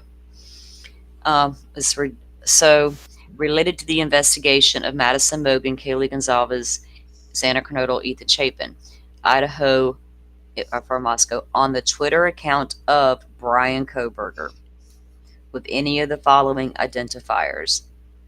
Redacted at Gmail and or I knew he was on Twitter. There's an account out there, but I don't think it's actually his. But I'd love to know which one was really his. Generated on or between June 1, the time he moved in, to present, including all business records and subscriber information in any form kept. So he obviously had a TikTok account. A Twitter account, or they were searching to see if he had one. I don't know. Did any of the victims have Twitter? I can't remember if there's any Twitter warrants for them or not. That's why reviewing these is helping, because I kind of, there's been so many. And so I'm going down the line looking just for the warrant stuff, because there were some filings in between some of these warrant stuff. Because they issued more warrants later on in the case as things were progressing. There was one in particular that I also wanted to look at. I'm still going down the list, guys, looking for the next ones. There's just there's hearings and motions and all this other stuff. Okay, this is an order to seal and redact AT&T. Then there's a Google, Reddit, Snap, Strava, TikTok. Let's go through these ones. This is an AT&T. Again, can somebody read this one while I go grab a cold drink, please? If you don't mind. Any volunteers? I'll get down to the good parts. Let's see if there's anything in it first. Jeez. Let's see.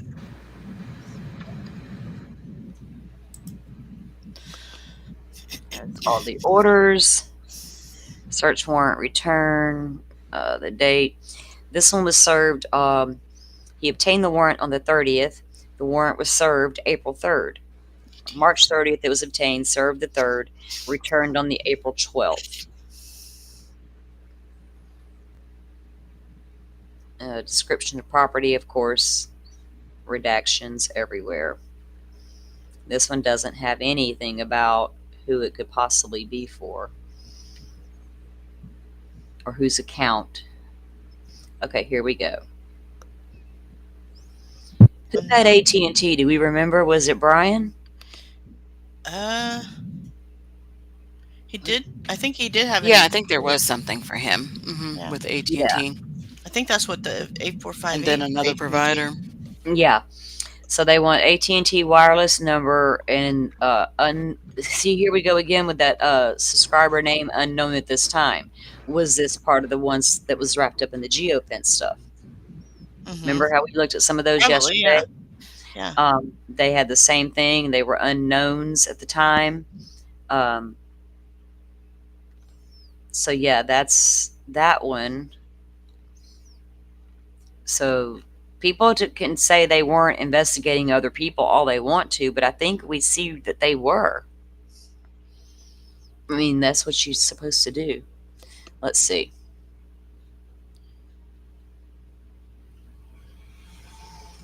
Well, we'll see if there's a search warrant here in a minute. Sarah, we're coming down to another Twitter one here in a minute.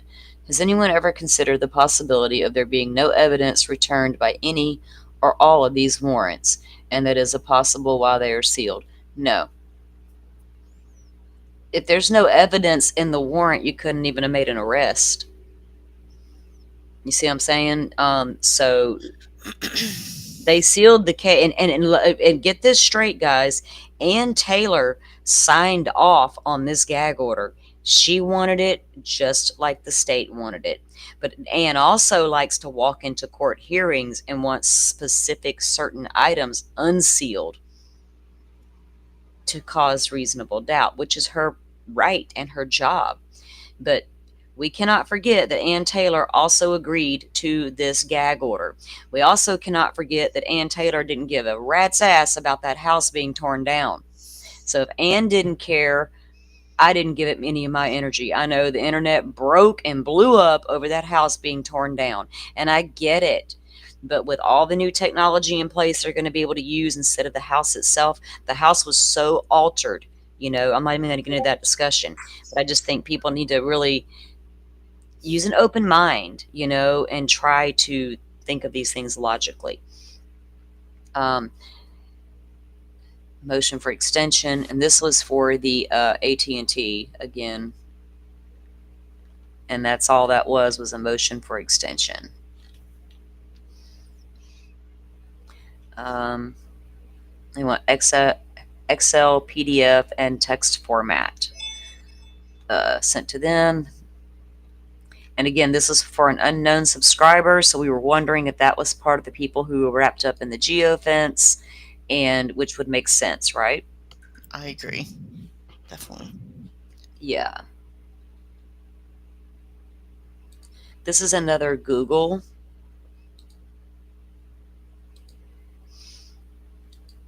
And Kohberger's case isn't the only case out there where they seal things. It happens. We may not like it, but it happens. Florida is not big on sealing things. As y'all have seen, we get a lot of stuff. But other states, you know, high profile. And honestly, if we knew all the evidence that it was in the case, we'd be sitting here stripping that stuff to pieces, analyzing it to death. That's what we do. We can't help it. So I kind of have a love-hate with their damn little gag order. I'm glad they're lifting some of the things that the judge is like, you know, put the brakes on this, enough's enough. So this is a motion temporary sealing the search warrant related documents pending a hearing. And from Google. Yeah, it was pending a hearing, wasn't it?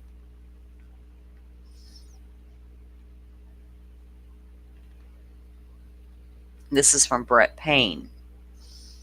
And there's his affidavit that was attached. So the Google digital services to alerts at google.com. That's how they served it. Zip files of all digital records for the Google accounts of redacted and redacted. Downloaded from the Google portal. Tells you again where it was downloaded from.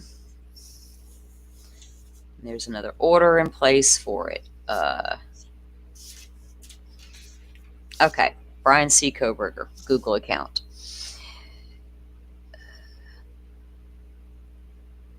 So they want information related to the investigation into the crime of homicide at 1122 King Road, Moscow, Idaho, on the Google account of Brian C. Kohberger for all Gmail accounts linked by recovery email, cookie, Android ID, creation IP, or phone number associated with any of the following identifiers. And look, it lists 3. Are those emails, you think? Did he have 3 Gmail accounts? 3 Gmail, you never know. I've got multiple. I've got like 6. Of course, a couple of them are business Gmail accounts, but right. I mean, I just have the main one, but yeah, you can have a work one. I don't know. I've got 3 because I have 3 separate emails. I've got my main personal email. I've got one just for shits and giggles, and then I have my salty sleuth. So, yeah, my shits and giggles. That's where I send shit that I may want to look at, may not want to look at. And then it's got more dots here with 2 more redactions, an IME number that is redacted. They want the Google account subscriber information, account recent activity logs, Gmail messages, Google Pay, the calendar, the contacts, the photos, the drive, all the things your Google account will have, Stearns, that you... Why can't we click on it and access the... Oh, okay, never mind. I clicked on it and it worked. But it ain't going to show me anything. And then again, just sealing it all because of what they say it does. All right. So this warrant was obtained on the 24th of 2023, and it was served. The warrant was served by Mowry on the 25th. This is Sinead. Excuse me, guys. On March 9th, Payne downloaded the data and inventoried it into the inventory at the Moscow PD. Again, zip files for all the records.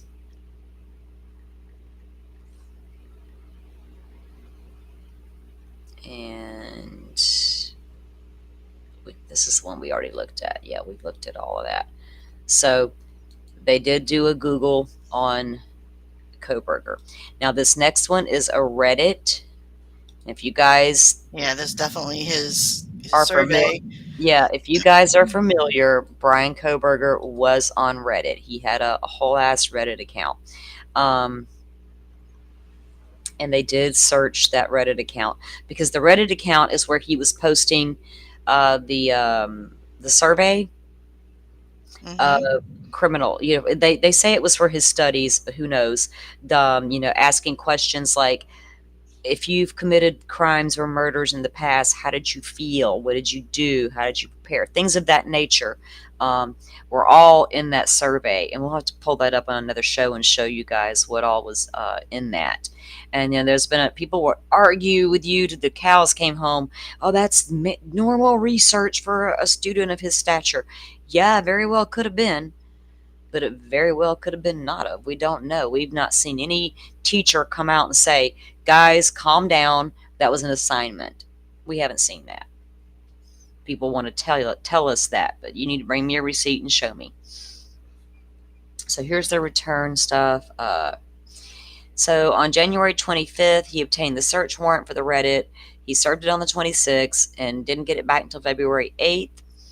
Then on March 22nd, when he decided to download it. Inventory and put it all into evidence. Okay, so the description of property, phone number is redacted. This email up here is the same way. IME number is redacted.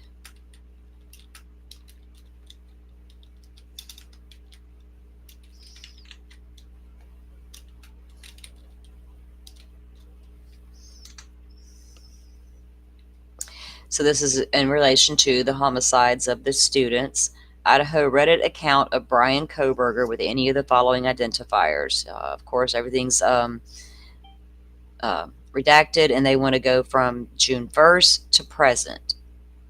All basic subscriber information, such as information collected when a user creates a new Reddit account, alters information at a later date, or otherwise interacts with Reddit website or the app. And then they go into the list of every single thing they want out of the warrant. Yeah, so they definitely took a look at his Reddit, and that's going to be interesting to see what if that even comes into court. You know what I mean? If they bring that in as some kind of look, this guy was into this, you know, because if you can prove it was for an assignment, you can prove it. There's going to be school records saying, yes, we assigned this type of assignment for research, and that was part of his research. Trouble is, it was after he graduated, so unless it's for like his thesis or something, or whatever you call it, right? Why did he do it after he graduated? Before going on to WSU? Yes. You mean after DeSales? Mm-hmm. Good question. Good question. All right, this is a SNAP warrant, and we all heard, well, it depends. If y'all been around a long, long time, there was a bunch of talk about all these kids knowing, you know, hours before, thanks to Snapchat. Well, of course, when they all ran outside and realized something was bad was happening, everybody began to Snapchat everybody. Have you heard what's happening over here? I mean, I don't understand why that's a hard concept either to follow. All right, so Snapchat warrant.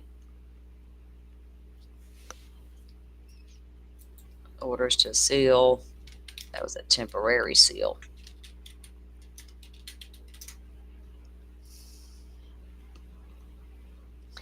Okay, so on April 12th, he received, March 30th, he obtained the warrant, served it on April 3rd, received the return on April 12th, on April 13th, downloaded and put into evidence.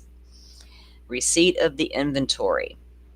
This one has got a description for Xana, Kaylee, and Ethan, and then this one is redacted. No Maddie. Notice that. No Brian Kohberger. And then this one is redacted. That's weird. Snapchat. Because we know they all had roommate. Could it be from one of the surviving? Could it be Dylan? Did Maddie not have Snapchat? That'd be unusual. That is unusual, but well, there she is. She is. Maddie had Snapchat. There she is, honey, on the bottom. Oh, okay. But that one right there is redacted. Why would they redact one of the survivors, though? We know who they are. Yeah, we know now, right? They could have put DM. That's interesting. Kim's daughter? Dave? Dot? Well, there's two, so it probably is the roommates, right? Yeah, because here's a second one, so probably Dylan and Bethany. Yeah, it's just strange that they redacted, but yeah, who knows? Well, I think in the beginning they were doing that to try to protect their identity. Okay, yeah. But it's all out there and done. Okay, this is for Strava. Let me look at chat real quick. Capstone project. Okay, thanks, Jeff. Yeah. I knew there was a name for it, but I didn't know. Yes. Yeah, Jeff, I do remember hearing something about that as well. But still, it goes along with what you're studying and training to help you learn and hone your craft, right? So a great study and a great questions to put out there, because it's just part of my research for my school, not my personal research. Yeah. Okay. Get down to the nitty-gritty stuff here.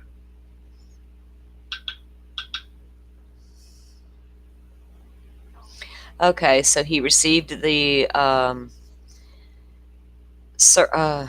obtained the search warrant on the 26th of February, 2023 for Strava. It was served on March 1st, returned March 15th, downloaded on the 21st, and placed into evidence. In this Brian's account, redactions, IME phone number redacted, or all that's redacted right there, just the IME number. But you stopped sharing whatever your. Oh,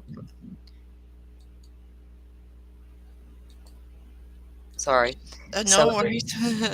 Okay, so if you look back up here, the description of property, it's redacted, and then the IME number redacted.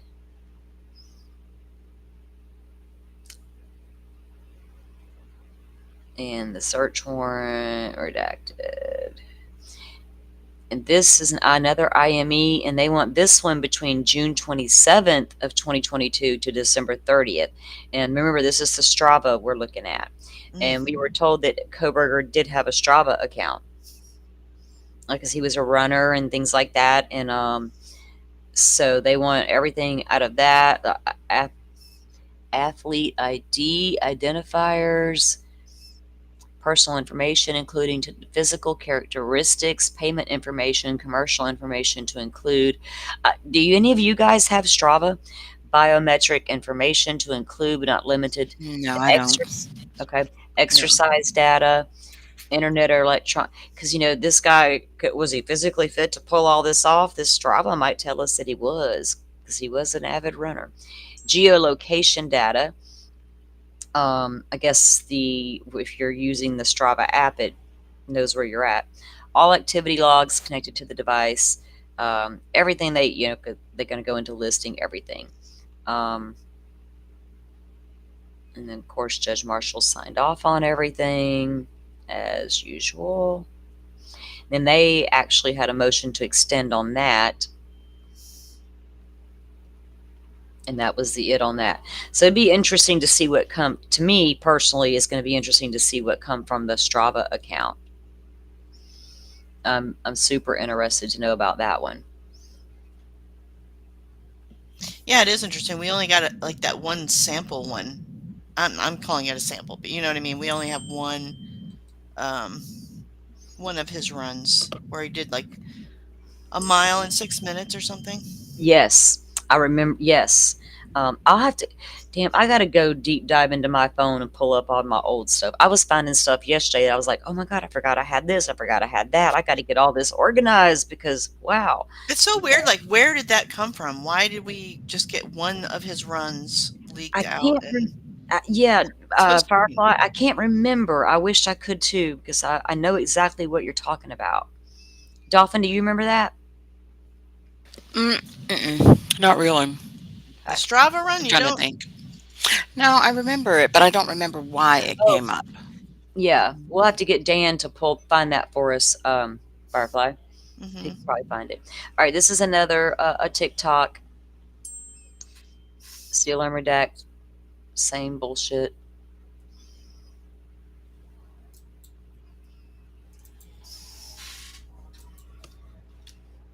Yeah, and if you guys remember, the friend that was interviewed said that Kohberger was interested in how the mind works. All of his studies just lended themselves to, if he's the guy, lended to everything he wanted to do. Or did do, innocent until proven guilty. All right, his affidavit, of course. All right, so again, TikTok, redactions there, an IME number, and then numbers redacted. And I think this was just the order sealing it. Okay, so Brian Kohberger's TikTok account with the following identifiers, and they're all redacted then between June 1, including now. So could he have been following them on Twitter, TikTok? Because you follow somebody, but you never have a conversation or comment, is that a connection or just a damn follow? I can unfollow somebody on Twitter today, but I can still go look and see what they posted, or I can just see it across my feed. I can go to my other Twitter account and go look at those like JLR who got me blocked if I ever want to. But if I don't interact with them, do I know them? That's always been a question to me.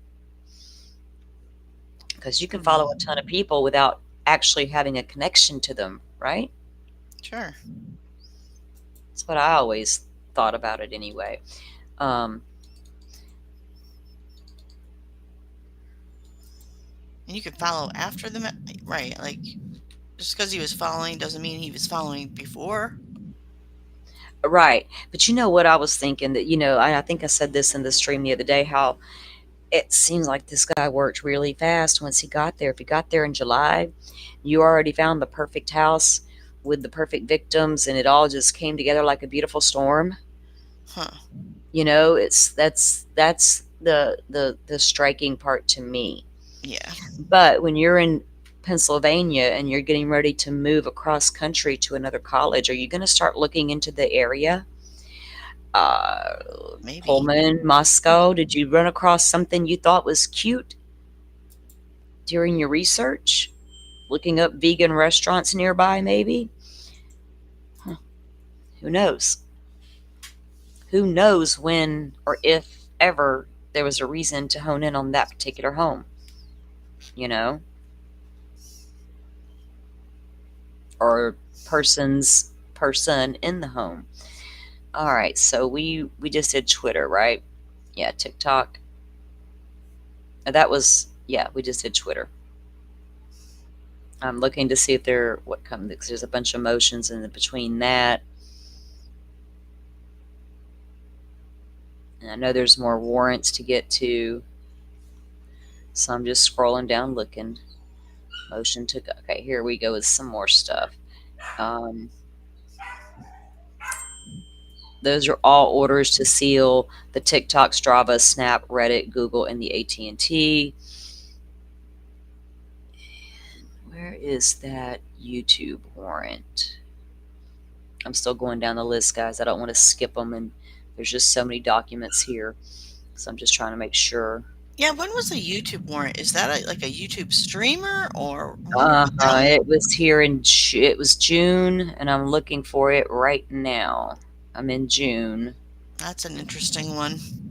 Yeah, because it came down. So the timing of when it came down, what I know was going on during that time, and then that warrant popped off. I was like, wait, what?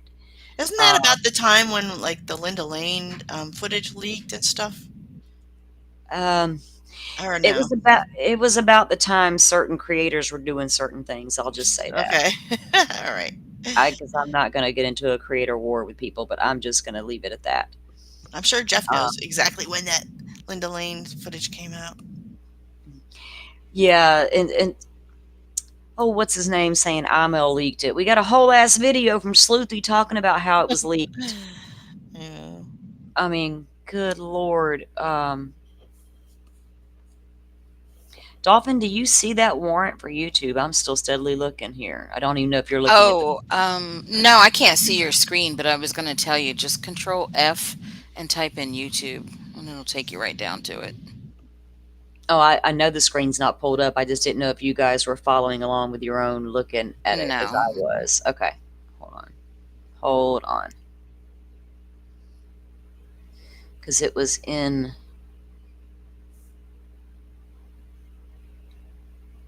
Uh-oh, my hotkey's not working. What the hell?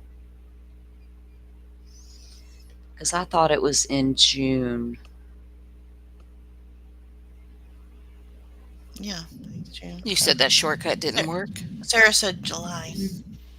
Was it July, Sarah? I'm looking through June and July, looking for it.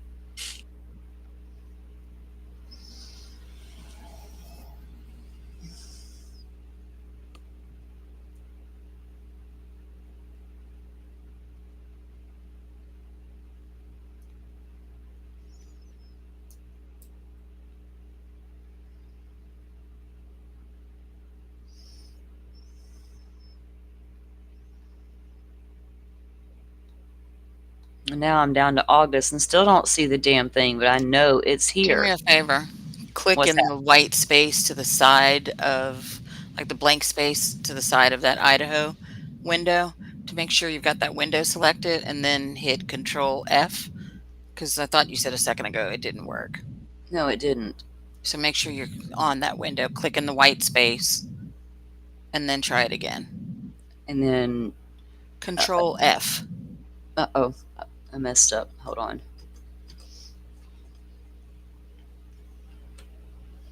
Okay. And then you see a box that popped up at the top to search. Order to seal YouTube come up on 9/8. Thank you, Dolphin. You're welcome. My tech girl here. Guys, she's teaching my old ass stuff. Okay. if this is the right one, because there was some very interesting, very specifics. Of course, they got to get specific, but there was some specific stuff in here. Oh, Susie. Oh, Susie. We're back to the planted sheath theory in chat. Well, she's welcome to her theory, but can you explain how it got there? Who planted it and why? And why did they frame Kohberger if they're framing somebody? So did Kohberger pull up to the house with Kopacka in the car and Kopacka jumped out with Kohberger's knife and ran in there? Or did somebody decide, I hate Kohberger, he's a sorry ass TA, I'm gonna go set him up over here and leave? How do you get his DNA to put onto the sheath? You know, there's a lot of, you got to ask all those questions. Oh, Jeff, I think I got my first Linda Lane footage from it was very, yeah, I know. There's some counts. Look, I'm just going to have to be honest without try not to be mean. There are particular accounts out there, streamers I will not watch, because you cannot bring any receipts to back up your theory. I watched one again last night. They're looking at the phone. See that? They're logging in to watch the fight. They're all screaming Xana. No, they're not. You're welcome to stay if you want, hun. We don't, you're welcome to your own theories. But until somebody can show us how that sheath got planted and why, he put it there. Yeah, no, we welcome alternate theories, and you're being very respectful. It's just posing a question. Maybe the sheath was planted? Question mark. So that's well, it's been discussed for 2 years. Yeah. Yes. Here's the thing. It's been discussed for 2 years. It's been brought up one time by Jay Loxton in a Friday filing, and then Ann brought it up. How did the sheath get there? Well, it'll be explained in court. If your client didn't take it in there, and tell me who the hell got his DNA, put it on there, and took it in. The burden may not be on you, but that is your client's DNA on that knife. And if you can't get it thrown out because of fruit of the poison tree, then you need to explain how it got there. Also, don't forget that it should be on the body cam footage for when they first walked in the house and first walked in those rooms. So if it's there then that means somebody premeditated this long before the murders and put it there. Right. So on July 25th of 23, I obtained a search warrant for YouTube. The warrant was served on the 25th. On August 8th, they received it back. On August 9th, it was downloaded. And here's the return. Right there is redacted. It's an IME. It was a particular phone. There's a couple of warrants because there was one that wanted to know, okay, so they see how they redacted the name of the YouTuber or the YouTube account. I said YouTuber because I think it is a YouTuber. Anyway, because it would say Brian Kohberger, or it would say Kaylee or Maddie or Xana. They have not redacted their names in any of the other search warrants. So this particular search warrant for YouTube always intrigued me when it first came down. Because on the YouTube account of blank, which is redacted with any of the following identifiers. Are you sharing this? No, shit, sorry. I need to go get a cold drink and go to the bathroom and check on my grandbaby. So let me pull this screen. Can you, there's a way for me to give you controls back here so that you can control this unless you want to pull up your screen. And I mean, you can start reading and I'll come right back. But let me pull it down from here. So this is showing redacted information, guys. And they want it generated between June 1st to December. Now, could this be Brian's? But why would it be redacted? And this is what I wanted to look at right here. I'll be right back, though. I do got to go check on the grandbaby and grab a cold drink. I'll be right back, guys. If y'all don't want to read this, have a conversation. Thank you. Mm-hmm. I'll read it. I'm okay reading it. Okay. So through December 29th, 2022, including subscriber information, including all names, addresses, emails, phone numbers, driver's license numbers, social security numbers, and any other personal identifiers. All device identifiers for all devices that logged into the above account including IMEI, IMSI, MEID, MAC address. All foreign words to me. It's all Greek to me. I guess we should probably learn about that if we're in true crime, right? We should learn what those initials stand for. And I'm sure there are people in our chat that probably do. Not me, though. Browser types and versions used, cookies, web beacons, time zone settings and locations, operating system and platform, and any other devices used to access the account. All IP addresses with associated port IDs collected in relation to this account, any other accounts associated with this account or channel that have been provided with administrative privileges / permissions over that account / channel, including access status, account names, email addresses, phone numbers, device identifiers, and other personal identifiers. Whew, there's a lot of stuff. It's a very broad warrant. All settings data. I kind of feel like these type of applications are like the mirror image of our FOIA requests, because I've submitted enough of FOIA requests by now that if you don't make your FOIA request specific, it will be denied on the lack of specificity. If you make it too specific, then it will be denied on the fact that, oh, you specified this particular thing that doesn't apply to this public information that you asked for. And then, of course, Nick McClelland and the FBI that say it's an ongoing investigation in Delphi still, so we're going to deny it on that ground. Anyway, next bullet point. All settings data, including default currency / units, channel settings, upload settings, permissions, community settings, parentheses, moderators, approved users, hidden users, blocked words, blocked links, comment settings, all dashboard data, including subscribers and their, all dashboard data, including subscribers and their associated channels, date subscribed, subscriber count. Whoa, so if you subscribe to a content creator, like if Salty, gets involved in a case, your information could be shared with law enforcement under a warrant like this. That's crazy. Just by subscribing to a content creator. Yeah, it's all information that's in the database. Yeah. Oh, that's crazy. All channel content, including videos, visibility restrictions, dates, views, comments, likes, dislikes, scheduled live content, all playlists created and videos included within those playlists, visibility, dates, video content, all channel analytics, including all data contained in the overview, reach, engagement, audience, and revenue tabs data subsets. Holy cow. All comments and mentions, including whether the comment mention, Salt, you better not get in trouble with the law. And they got eyes on all of us. Yeah, they do. They do. Including whether the comment mention is published or held for review.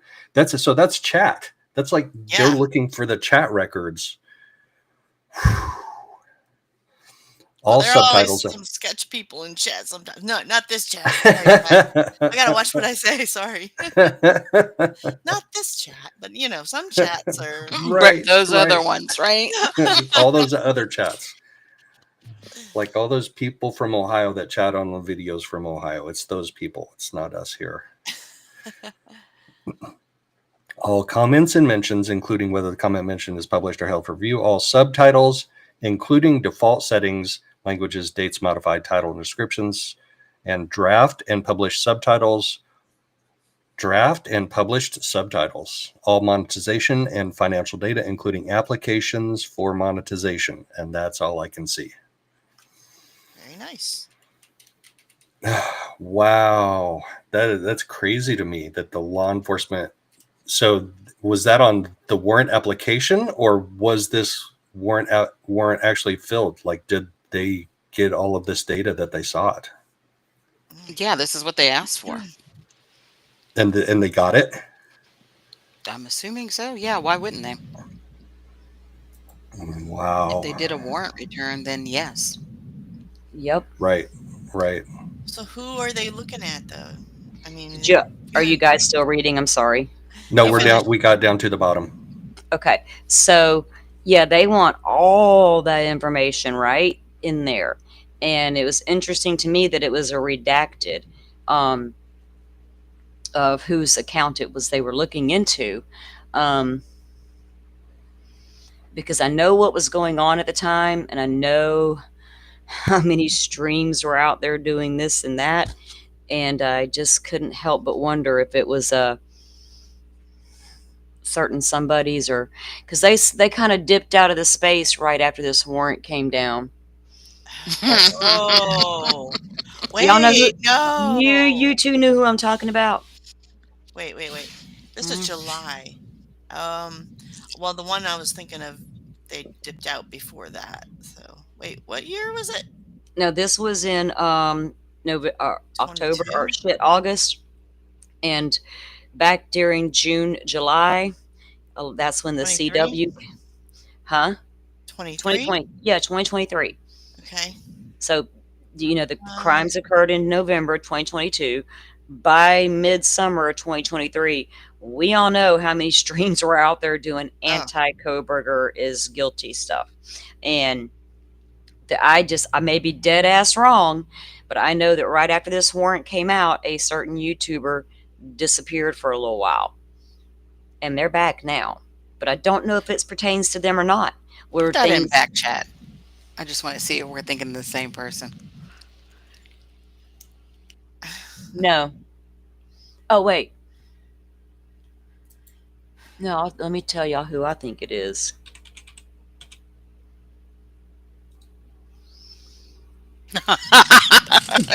Okay. Yeah. Oh, okay. That makes sense Makes too. sense? Makes sense. Remember getting leaked information, got all these? Yeah, there was a lot going on back then. Okay. So it was a lot said, and I don't really know. So they asked for an extension. And a reason I'm not putting it out there, guys, because I don't know. It's not a confirmed thing, and I'm just speculating. But it's interesting that YouTube warrant came down at the height of the Kohberger streaming stuff, and a lot of us who have followed the case closely knew what all was out there. And it was funny that it came down, and and I found it was really odd that whoever's account they were looking at was completely redacted, even the names, because it would say Kaylee or Maddie or Ethan or Xana, or even we've seen all these documents we've looked at that did state their names in them, right? Only the roommates were redacted. So could it be a roommate's? But why wait that long to pull up one of the roommates' YouTube accounts? I think it's very specific for a reason. But I could be completely wrong about it.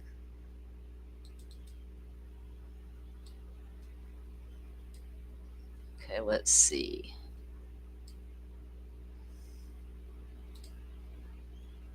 All right.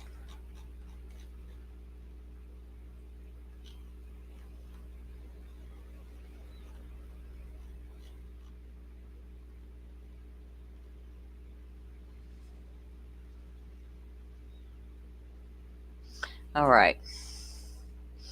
Back up here.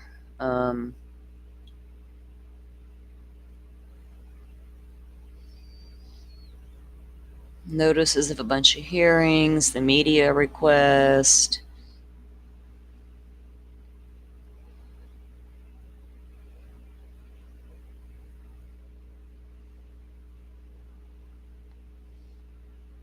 Court TV request, order to seal. That was the YouTube. Okay. Then they request. That was from Creme 2 News wanting to get in there. There was a lot of media filings that happened after that, wanting to get access to everything. Creme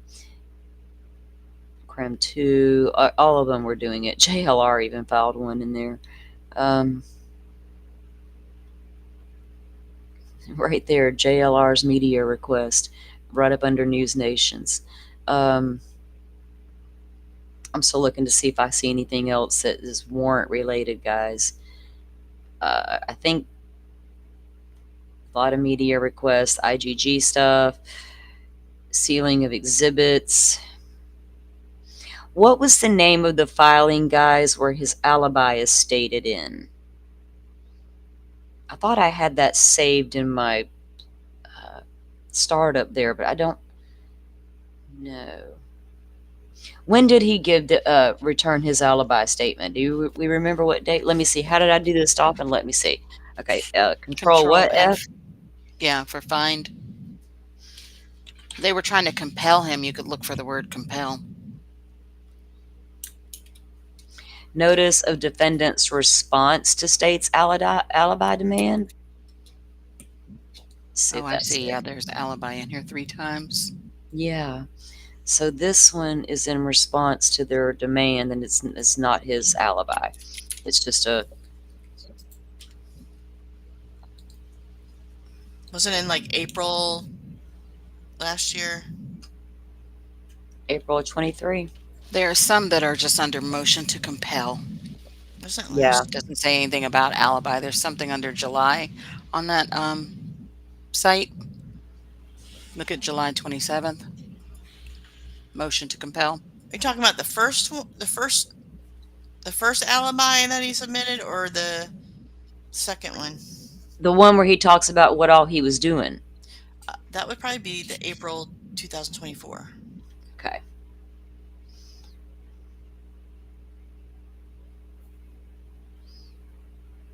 Oh, 24. I'm in the wrong damn year. Yeah. Because I couldn't, I'm like Dolphin, you type it in, there's a couple that come up. Because the state requested one, and they, came back with the defense came back with their motion, and then back and forth on that for a little bit until he finally turned it over. Come on, scroll down here to April. Okay. We are now in April.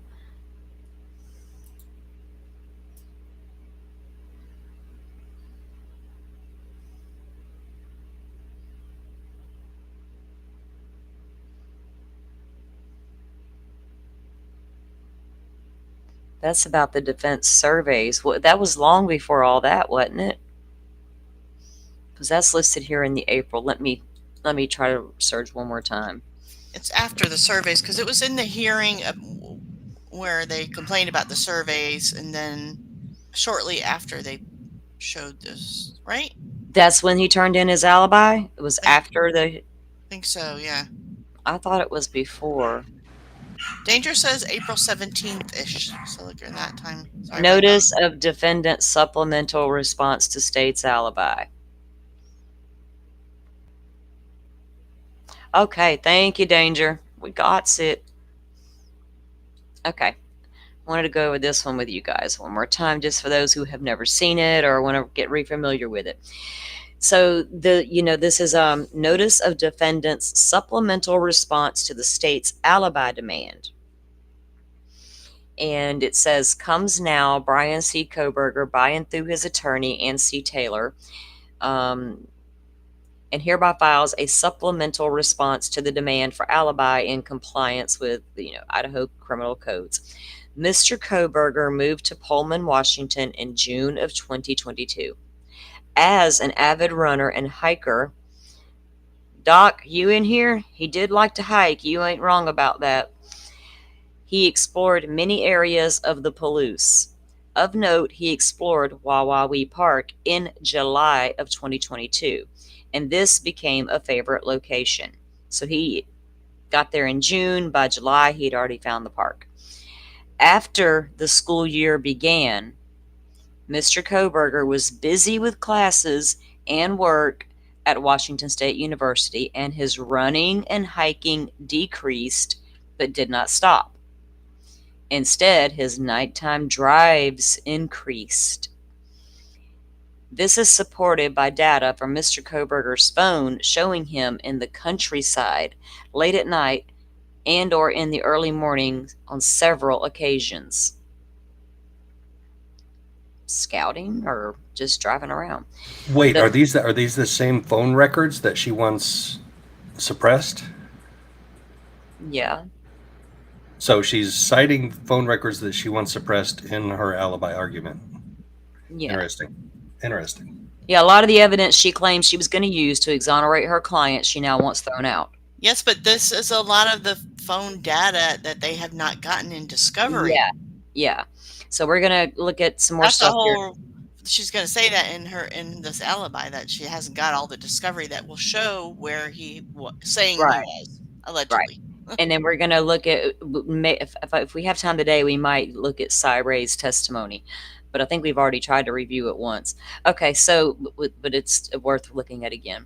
Okay, so Kohberger's phone showing him in the countryside late at night and or in the early morning on several occasions. The phone data includes numerous photographs taken on several different late evenings and early mornings, including in November, no date, in November, depicting the night sky. Mr. Kohberger was out driving in the early morning hours of November 13th, 2022, as he often did to hike and run or see the moon and stars. He drove throughout the area south of Pullman, west of Moscow, Idaho, including Wawawi Park. So if she's saying he went to Wawawi Park that night, is that where the phone in the Faraday bag was stashed? Is that where I'd be searching Wawawi Park up and down that snake river? Mr. Kohberger, partial corroboration. Mr. Kohberger intends to offer testimony of Cy Ray, CSLI expert, cell tower, cell phone, and other radio frequency curricula of IT as attached. We've seen it, Ann. To show that Brian Kohberger's mobile device was south of Pullman, Washington, and west of Moscow on November 13th, 2022. That Brian Kohberger's mobile device did not travel east on the Moscow-Pullman highway in the early morning hours of November 13th, and thus could not be the vehicle captured on video along the Moscow-Pullman highway near Floyd's cannabis shop. Now, that's the highway that runs between Pullman and Moscow. And according to the PCA, they see this light-colored suspect vehicle, one sedan, multiple times up and down, headed toward Moscow. And there were and if you look at the PCA, there's phone pings that match up to where the car was seen each time. Whether or not it's his car or not, I don't know. But a phone ping was matching where the car was showing up. And we've Google mapped Floyd's cannabis shop. We know right where it's at. There's a camera there. So it could not have been the vehicle captured on the... I wonder if that was a pretty decent... It was nighttime, so how clear can these be? Additional information as to Mr. Kohberger's whereabouts as the early morning hours progressed, including additional analysis by Mr. Ray, will be provided once the state provides discovery requested and now subject to an upcoming motion to compel. If not disclosed, Mr. Ray's testimony will also reveal the critical exculpatory evidence, further corroborating Mr. Kohberger's alibi, was either not preserved or has been withheld. I wonder how well lit up the area around the cannabis shop is, if they don't think it's his car. Or right. And I'll remember they were talking about the 7-minute discrepancy. Here's what I think the defense is trying to say. He was 7 minutes further towards Wawawi Park, and that's why his phone stopped connecting.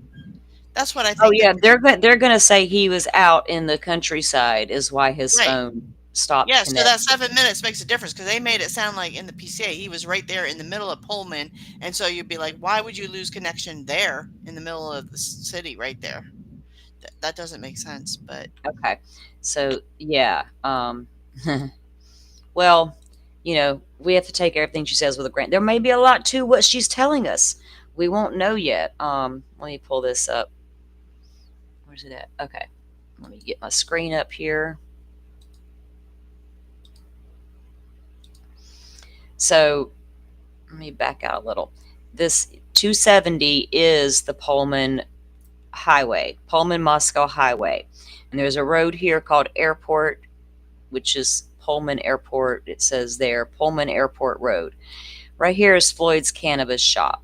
Okay, let me zoom on in there. It sits, it's right here. Let me do this. Is it going to let me? On the other side. Did I click the wrong one? I think so, because you look I like you're in did. the I middle of did. campus. I'm like, I'm in the middle of some Dan's apartments. That's Okay. the campus, yep. Let's see. Did it let me? Because it doesn't look like there'd be much lighting in that area. Yeah, it used to let me. Okay, here we go. Put your little guy in there. Oh, okay. Here we go. Yeah, it used to let me. Okay, so if you guys can see, there's a big red light there, of course. Oh, there are cameras at this red light. Look at there. Oh, that's the camera. What's But that? there's no street lights. There's one there, and there's one there. There's a cell tower, too. There's lights right here, baby. Right there. Oh, okay. Right there and right there. So then... Looks dead ahead, too, is a cell tower. and there's your Floyd's cannabis shop that captured a alleged white sedan coming from Pullman, passing by, going toward Moscow. So that's where, because every time she lists this particular location, we go look. We're like, where is it at? What's going on? What's around it? All the things, you know, how we do. But it was always interesting that, you know, she also believes that the state's own evidence is going to prove his innocence, or that he went a different direction and all these things. But now you want this thrown out. So it's different. Yeah, it's probably dark at night around there, except for a couple of, there's you only know, those two street lights, so I don't know how well lit it is. Yeah. We don't know if they have any really good footage. But Dolphin and I got curious about our Special Agent Imel, because we know that a certain creator put out that he believes that another YouTube creator is secretly Agent Imel. Imel's worked on a lot of cases, videos, video enhancements. He's worked in Florida. He's worked at Quantico in Virginia. He's got a lengthy, you know, a thing. I think Dolphin had found one thing where there was something about it inadmissible, one thing, but let me pull something up if I can get it out of Discord, because I didn't take the time to do that yet. Because we were looking into him as well when it was brought up in court about him. Let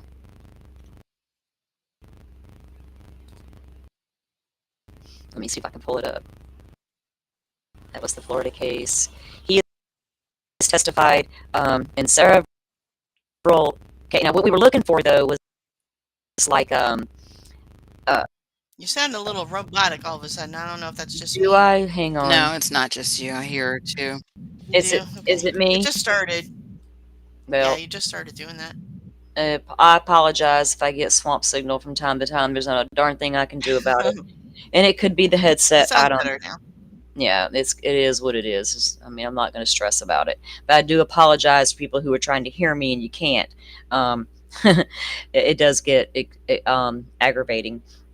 But yeah, there was a lot of what I want to do is go through the PCA. I mean, we have it, but I want to, you know, mark like a list of every time they claim they see that car. And if you look at where the phone pings are that they claim they hear or see, they match up to where the car is each time. That's how I had to sit down and break because there was like, this PCA is confusing. It's this, it's that. And I'm like, well, hang on. And I spent like 2 days on it. And I went through there. Every time a car was mentioned, I wrote down where. Every time a phone ping was mentioned, I wrote down where. And it's exactly matching up with where the car was. So I don't know, you know, until that phone went offline. And sister calling me at lunch break.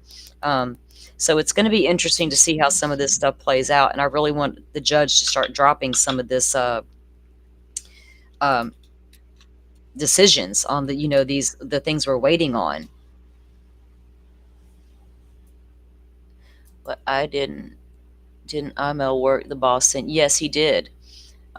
He worked the Boston Marathon, the bomber case. There were several city bombings. Yeah. That's a long time ago. I was trying to get, let me see something.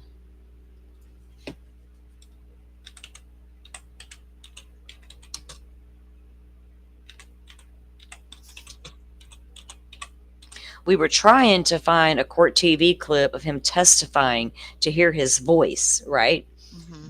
To compare to what, you know, who claims was because he claims Imel's impersonating a YouTuber.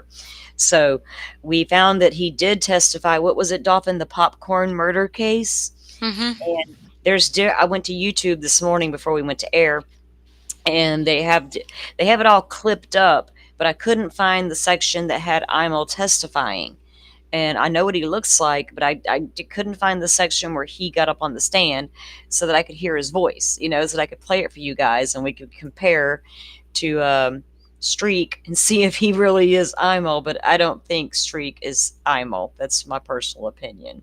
I don't think so either. I mean, come on, really? It makes me question. Pavarotti? Yeah, I mean, who are you? I mean, I've wondered that a long time. Are you FBI? Are you? Well, yeah, I know what you call yourself, but what's your angle? I mean, maybe there's not one. Maybe you truly believe everything you're sitting there telling everybody. I don't know. I don't trust any people. I don't trust any of these guys. Not that are bringing you information without a way to back it up, like knowing what Kohberger had for breakfast. How did you call? Did he call you? Are y'all emailing? Because if you got, I know they get their little iPads and they got access to email. Well, prisons do. You can email your loved one all day long. It's monitored, of course, but you can still get on there. That's how my cousin communicates with her uncle. They do it through emails, and he's in a Florida state prison. He's been doing it for years. So are they able to email in county jails? I don't know. Did you call the jail up this morning and ask him, did he eat? I'm worried. He looked a little thin during the hearings. Eating okay? Like, why would you even care? The source is close to the investigation. Well, how do I know you have accurate sources, and how do I know they're reliable? Just like mainstream media, right? You're supposed to take your word for it, and I don't take your word for it. Sorry. It's hard. It's hard to take word. Look, when we get into the, talking to parents of missing children who aren't under suspicion's one thing. Talking to family members and trying to get information out there on their behalf are different things. You start getting into gray areas. You know what I mean? You lose your open-mindedness, and then you could become tunnel visioned as well. And for people to come out and claim they have all these sources, we saw so much. We literally saw somebody finally leaked all the information between certain YouTubers and TikTokers, or they were absolutely going behind the scenes and cooking up bullshit to put out on Idaho 4 to get clicks and views because they knew it would.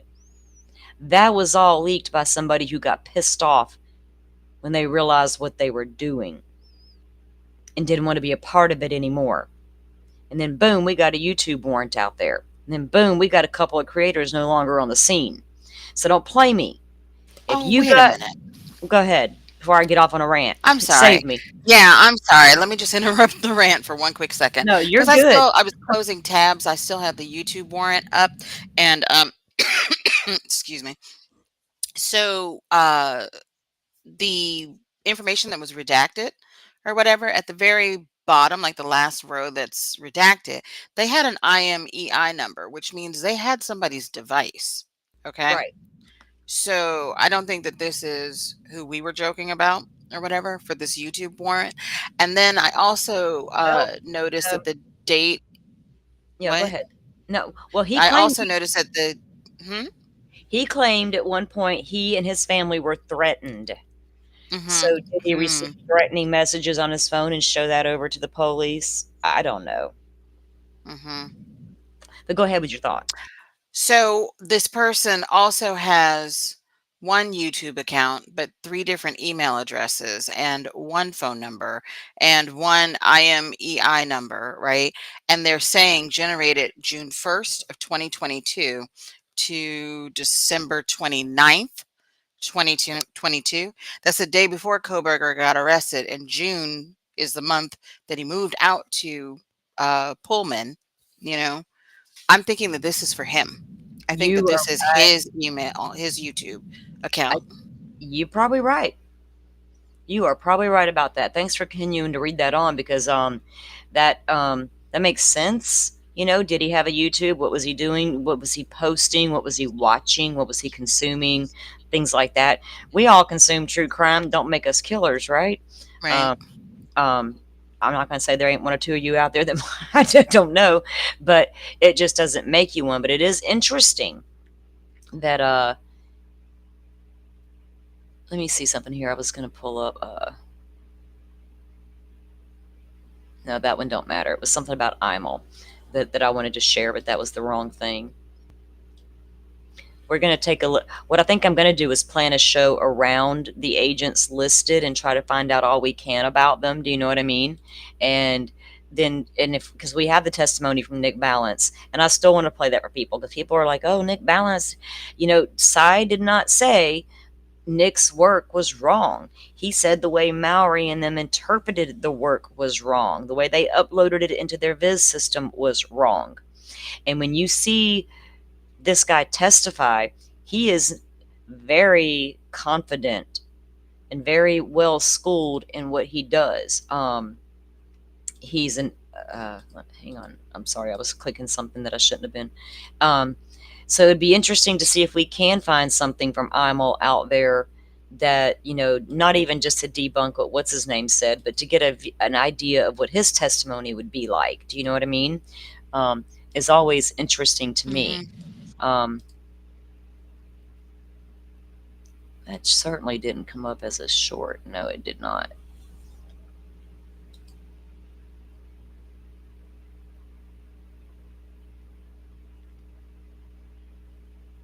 I don't know where that one went. Let me pull something up real quick. Sorry.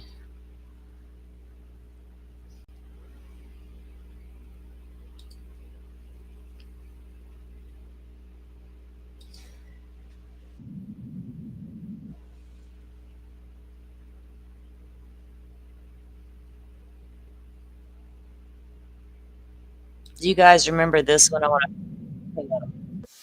Some of you may not have seen this one. I'll play this while I'm looking for something, if you guys don't mind.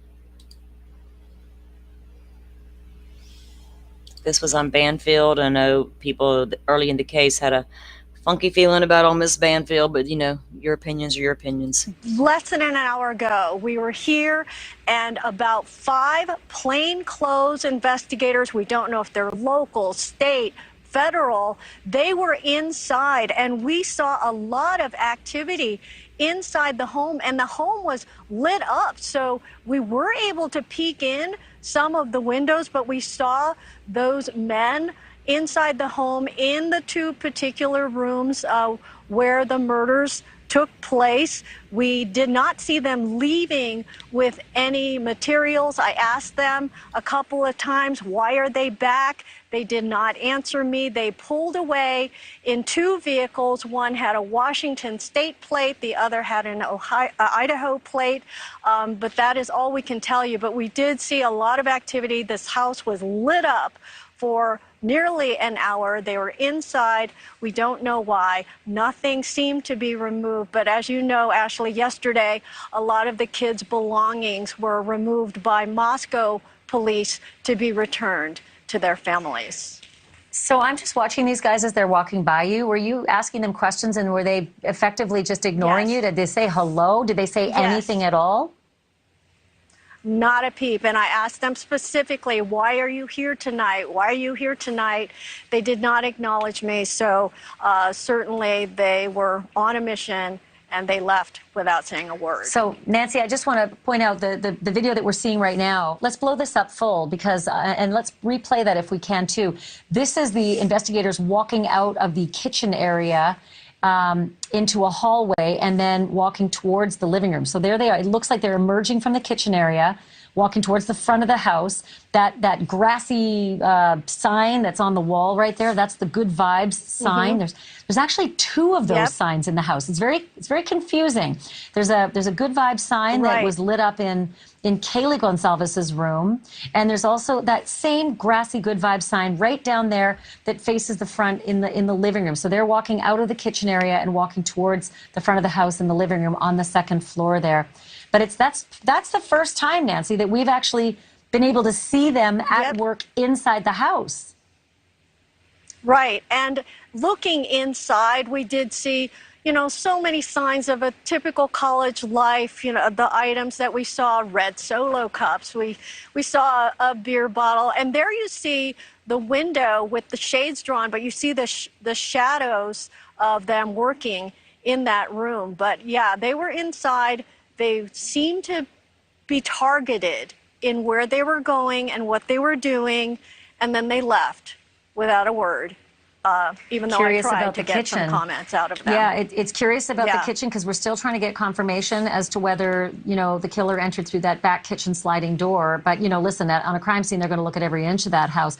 I am interested when you said that there was a Washington plate, because the very first thing I thought of when I saw those guys is they don't look local necessarily. And I don't say that because they don't look like they're from Idaho. It just looks like they're moving in a particularly specific way. Yeah. And this late in the game, it just screams FBI to me, and maybe an FBI field office that's partially from Washington, maybe an FBI field office from the Idaho area. But did you ask if they were from FBI or what jurisdiction? And they just said, you know, nothing to see here? Yeah, they would give me nothing. And I did call Moscow police, no answer, no response. So no explanation for any of this, but they were clearly inside on a mission.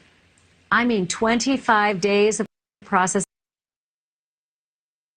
So I wondered if they were part of the behavioral analysis unit, or who knows what they were in there looking for, because they did come in later. What is your thoughts? Dolphin was looking at the badges, wasn't it, on this? It was. Badges, and it was looked like ISP. Was that it? Mm-hmm. Yeah, because Dolphin and I had a little brief conversation about that, like the points. That Dolphin, you want to explain a little bit what you were talking about? Oh, did you have a photo or something from that scene? Like from We were, the well, not on the computer. I don't. On my phone, I do. But if we can get a better picture of them. But Dolphin was looking at their actual badges, guys, comparing to like federal agent badges and things of that nature, right, Dolphin? Is that what you Yeah, were doing? I mean, if you look at some of the hang badges that you could see, you know, I basically was like, okay, who are the agencies that we know are involved? MPD, ISP, you know, they said FBI.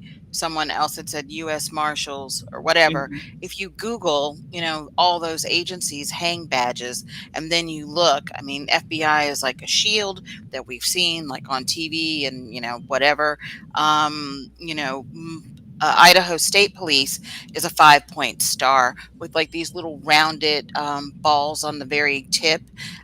They have a couple of different badges that are like, oh shoot, I guess I could have pulled it up, but there's one that in the circle in the center, it's like a navy blue center, and I think it still says like Idaho State Police or whatever.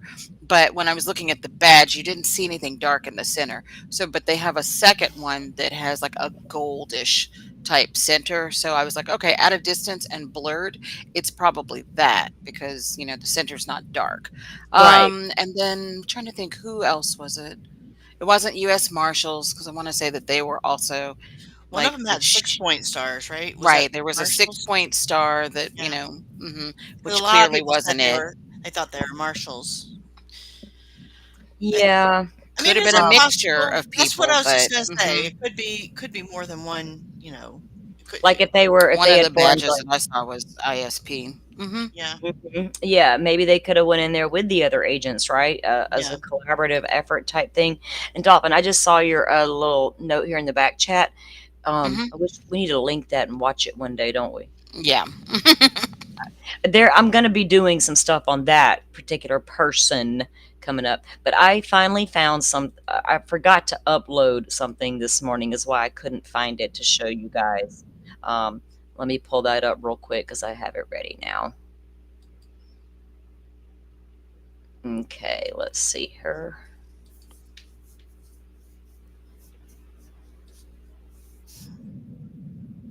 Okay. And I don't know how many, I don't think Joe's ever gotten to see Joe, have you ever seen the coroner speak in this case, Mabbitt? I don't believe I have. Oh, I I'd don't love believe to I have. see. I'd love to hear what he thinks. We'll do Yeah. that one in just. All right, we'll do that Yes, one in we- just a second. This piece right here is only like about 2 minutes long, 2:11. So we'll do this, and then we'll go look at that real quick. I've got that on the playlist for today as well. All right, this is a little piece from a news station, and this is a little bit about Kohberger and some of the stuff in Pennsylvania. Let me make sure you guys can see me. Let me get back to. Oh my goodness. Okay, share screen. Oh, it did already. Here at Northampton Community College, where Brian Kohberger took his first courses in higher education, graduating here in 2018. After Kohberger's arrest for the Idaho murders, Northampton County's district attorney ordered a review of unsolved cases in his county. We have a crime information center that compiles information of people's description, size, weight, height, method of operation, things of that nature. Obviously, you wonder whether or not there was any criminality that he committed here in Lehigh County or in the environs. Jim Martin, district attorney of the neighboring county, Lehigh, also ordered a review of unsolved cases. Lehigh County is home to DeSales University, which Kohberger attended after Northampton Community College. He spent 4 years here studying criminal justice. Brian Kohberger. Earning a master's degree last summer. What does law enforcement do given that he did spend time here? Well, we have a resource here called the Regional Intelligence and Investigation Center. It's the first thing I did was I asked the director of the RIC, as we call it, to see if we had any contact with Mr. Kohberger. A data search of more than 6 million police incident reports in Pennsylvania turned up only one record with Kohberger's name. He called police from this bike trail one night to report that his car was locked behind a park gate. There was a response from him thanking the police and apologizing for the inconvenience. The district attorney in Monroe County, Pennsylvania, where Kohberger grew up and where a SWAT team arrested him on December 30th, did not respond to our questions. But in Northampton and Lehigh counties, both district attorneys say their investigations have found no links to Kohberger and any unsolved cases. So we have no unsolved homicides that in any way meet the modus operandi of this event out in Idaho. There was nothing been brought to my attention. In fact, nothing with respect to Kohberger has come about in our investigations of cold cases or unsolved cases to this point. So they were definitely checking into him, obviously. What I don't know yet is we do not know how Dana Smithers was killed. We don't know how her death occurred. And I'd be interested to see that because of the grand jury that was impaneled on that his parents went to testify on. So that was a little backstory just about his college and all that. But let me pull up Miss Mabutt, as we like to call her.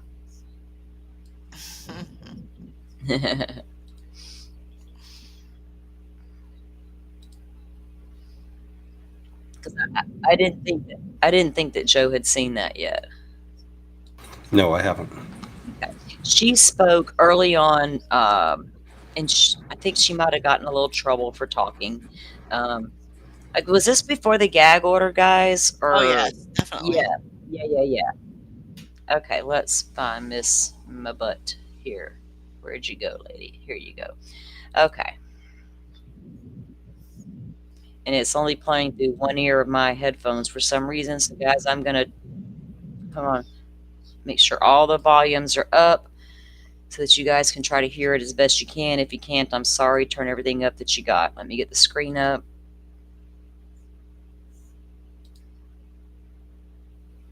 And this was a news piece that she did, a local news interviewed her. This is Kathy Mabbitt. She is the coroner for Latah County. Kathy, with a C, Mabbitt, M-A-B-B-U-T-T. Can you guys hear that? Yes. I've been doing it for 16 years, and I just got reelected for another 4. So what is it that, or I guess, when did you get the call on Sunday? I got the call just a few minutes after noon that there were 4 homicides, but I didn't go to the scene because of law enforcement doing their investigation first, so I didn't actually go to the scene I until can't hear about the 5 or audio. 5:30. Can you walk us through, like, for our viewers, kind of the process between, like, between when police show up and then you guys getting the bodies and doing their examinations? Sure. Well, law enforcement goes through and looks for any evidence, takes videos and pictures of everything in there, and they'll start talking with people. So I don't really need to be there for that. They can't move the bodies. I mean, the bodies have to stay as they were until the coroner gets there. So that's what my job is, to look at the bodies. As a coroner, do you guys do the autopsies and all that? No, we some do if they're an actual medical examiner, but we have forensic pathologists and we contract with Spokane to do that. So in your experience, what is it that you saw when you showed up? Well, there was a lot of blood. It's a very sad scene for Joe, can you not hear it? college students. Joe? I cannot, and it's weird. Well, it's because it's only coming through one of my earbuds, and Firefly said she could hear only out of her left audio as well. Oh, okay. Yeah, I had my left headphone off. I only had my right one on, so that would explain it. You need me to start it over? If you could, please. That's only a minute and a half if everybody's live. Yeah, that's fine. Like I said, I got everything turned up. It's just their audio on their end. Okay, here we go. Mabbutt, M-A-B-B-U-T-T. Can you hear it now? How long Yes. Okay. I've been doing it for 16 years, and I just got reelected for another 4. So what is it that, or I guess, when did you get the call on Sunday? I got the call just a few minutes after noon that there were 4 homicides, but I didn't go to the scene because of law enforcement doing their investigation first. So I didn't actually go to the scene until about 5 or 5:30. Can you walk us through, like, for our viewers, kind of the process between when police show up and then you guys getting the bodies and doing their examinations? Sure. Well, law enforcement goes through and looks for any evidence, takes videos and pictures of everything in there, and they'll start talking with people.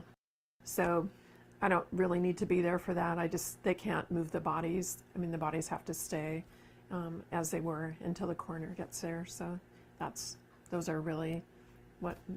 my job is, to look at the bodies. As a coroner, do you guys do the autopsies and all that? No, we some do if they're an actual medical examiner, but we have forensic pathologists and we contract with Spokane to do that.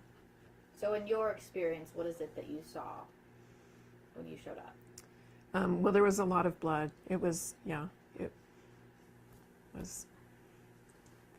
a very sad scene for murdered college students. You're ruling all 4 deaths homicides? Yes. Okay. And can you give us a manner of death? Yeah. I believe that the press release was that they were from a sharp object. So stabbings. Yeah, we'll know more after the autopsies tomorrow. And do you believe these could be like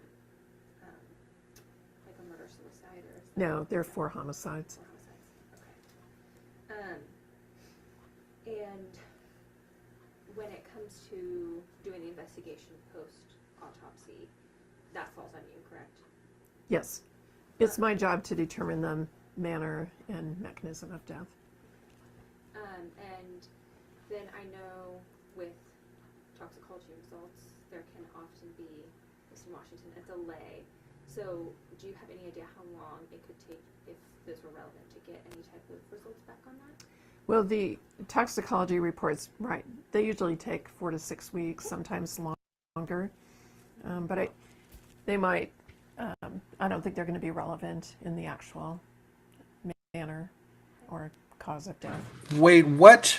Do we know how long? The toxicology reports. She just said, I don't think the toxicology reports are going to play a factor. That's Meaning, crazy. well, I think, now look, a lot of people got really mad because she even came out and spoke like she had no right to say anything. And everything she Right. said was wrong. But my takeaway from that was it wasn't overdoses. They may have been intoxicated, but that didn't play a role in their death. I think it's because her job is only to say manner and mechanism, not to Yeah. determine like the details you know It's what I mean? not. That's She's right. decides a murder and she decides what's the other thing? Be stabbing. They were stabbed. Suicide, natural cause. Oh yeah, right. Yeah. Manner and cause. And, Right. right. And I think what she meant by that was it wasn't like they overdosed. You know what I mean? That was Correct. my Yeah. takeaway from it. I didn't Gotcha.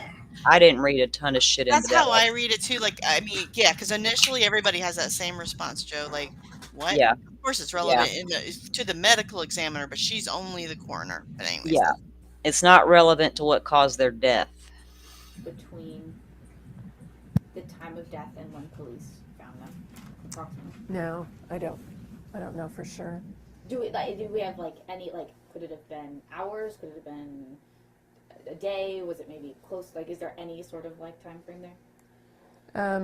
Not that I'm aware of. Okay, gotcha. And you said the scene was really difficult. I mean, is this something you've had to deal with before in Moscow? Since I've been coroner, there have been at least 2 other multiple homicide scenes that I've been involved in. So.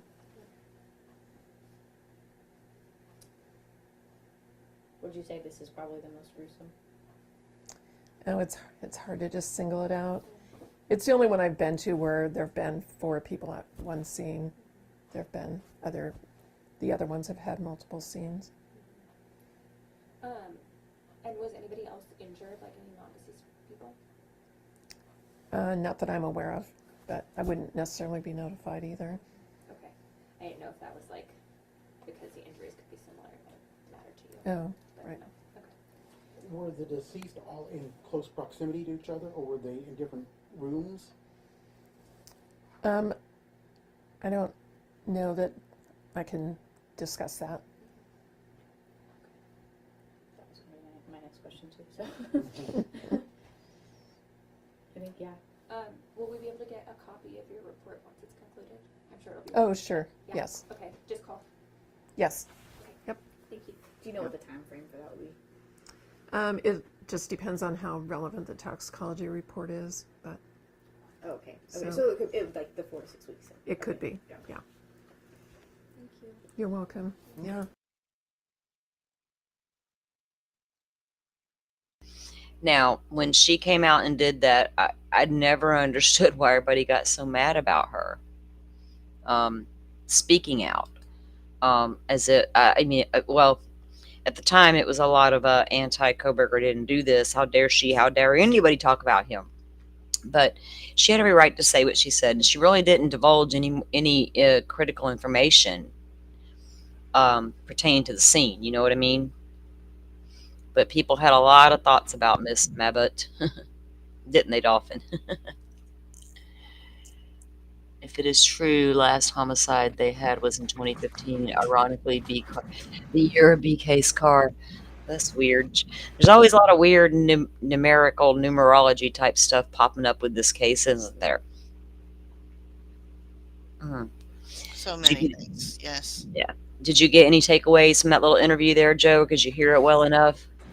Yeah. The only comment I had, I made, and you guys addressed it. So I was fine with it. When they asked her about the mechanism of death, she said, I believe what was reported in the press release was that it was sharp force trauma. So yeah, she didn't really go out of bounds, I don't think. I never thought she did either.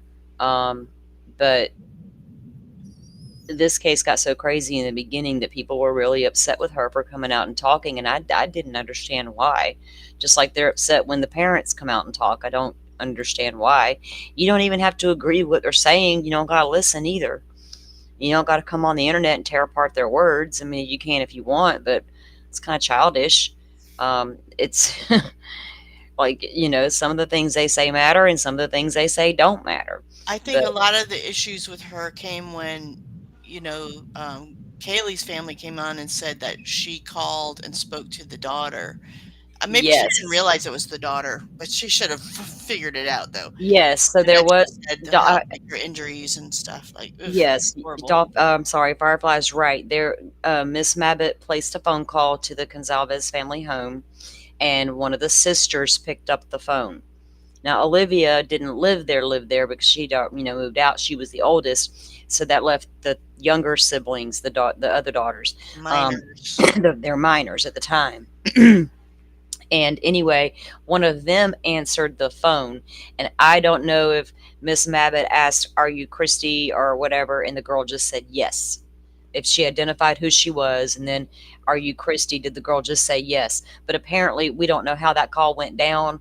But Miss Mabbott gave details to that child versus the parent, so that people had a lot of problems with that. But we don't know how that went down. If the girl said, "Yes, I am Christy," just because she wanted to know what happened to her sister. Do you know what I mean? That's Very true. good. Yeah. Exactly. It could very easily have went down that way.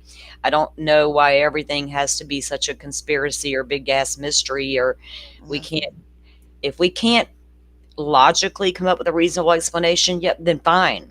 But if we can, we can. It doesn't mean it's right, but we can still see how things can happen. And that's just the way I feel about it.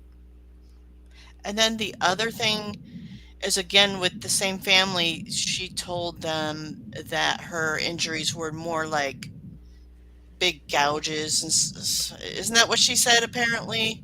Yes. Which I'm thinking people take that too far, because I think, there are stabs. There's different ways you can injure something with a knife, like stabs and slashes. And slashes are going to kind of gape open, so maybe that would look like gouges, because that's what a lot of people think. There's more than one weapon and stuff, and it could be, but it could also just be one weapon making those That knife injuries. if you're stabbing versus slashing, you're gouging. Exactly, that's what I mean. Yeah. So when people are like, "Oh, there's multiple knives, multiple people, there's all these things." Have y'all ever been to a crime scene to investigate it? And because Xana's and Ethan's were described as sharp force injuries, that's a knife. I mean, that could be a knife. Just That because is it's a knife. described differently does Yeah. not mean it's a different weapon. I mean, it could be a different weapon. I'm not saying it's not, but I doubt that it was. I mean, because if you don't think either. about it, if Ethan and Xana weren't even intended, and then you go downstairs and boom, there they are, and you got to fight, you got to get a fight's ensued. There's no telling how those injuries come about. Stabs, slashes, gouging, all kinds of stuff was probably taking place. You know what I mean? Yeah. No matter who the perpetrator was, there was a perpetrator. We all know that. Somebody viciously went in there and did this and walked out the back door, allegedly, or the front door, but they walked out of that house and left 4 people in their wake.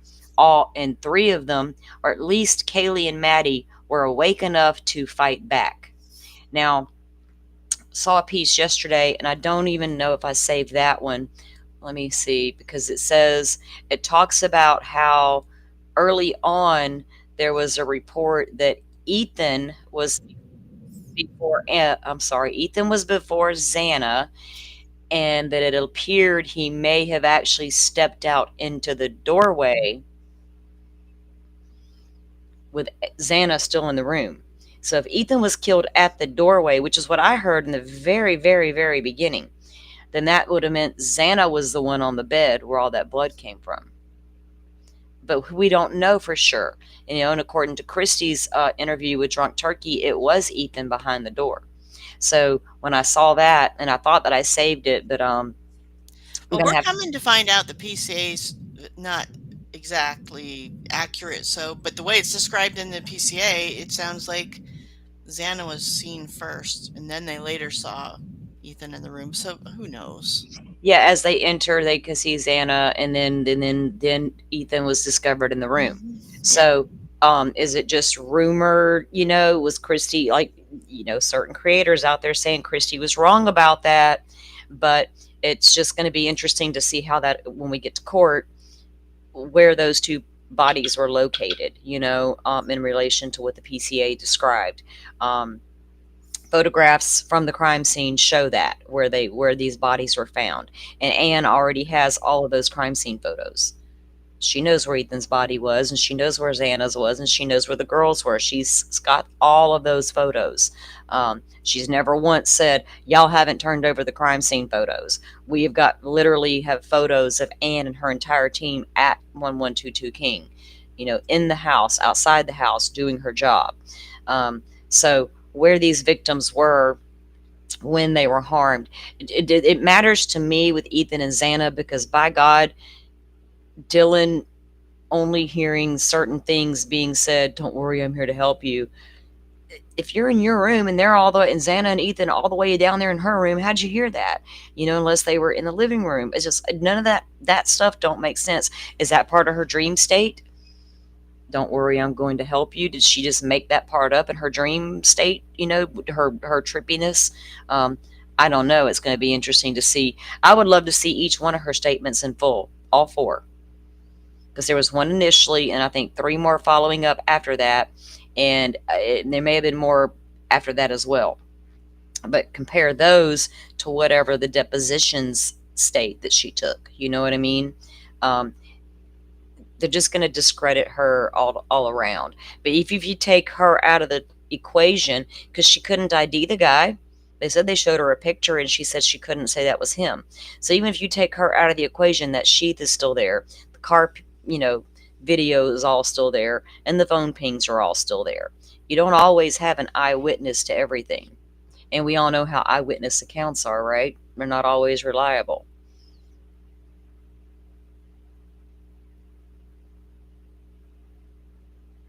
Yeah, Danger, I agree.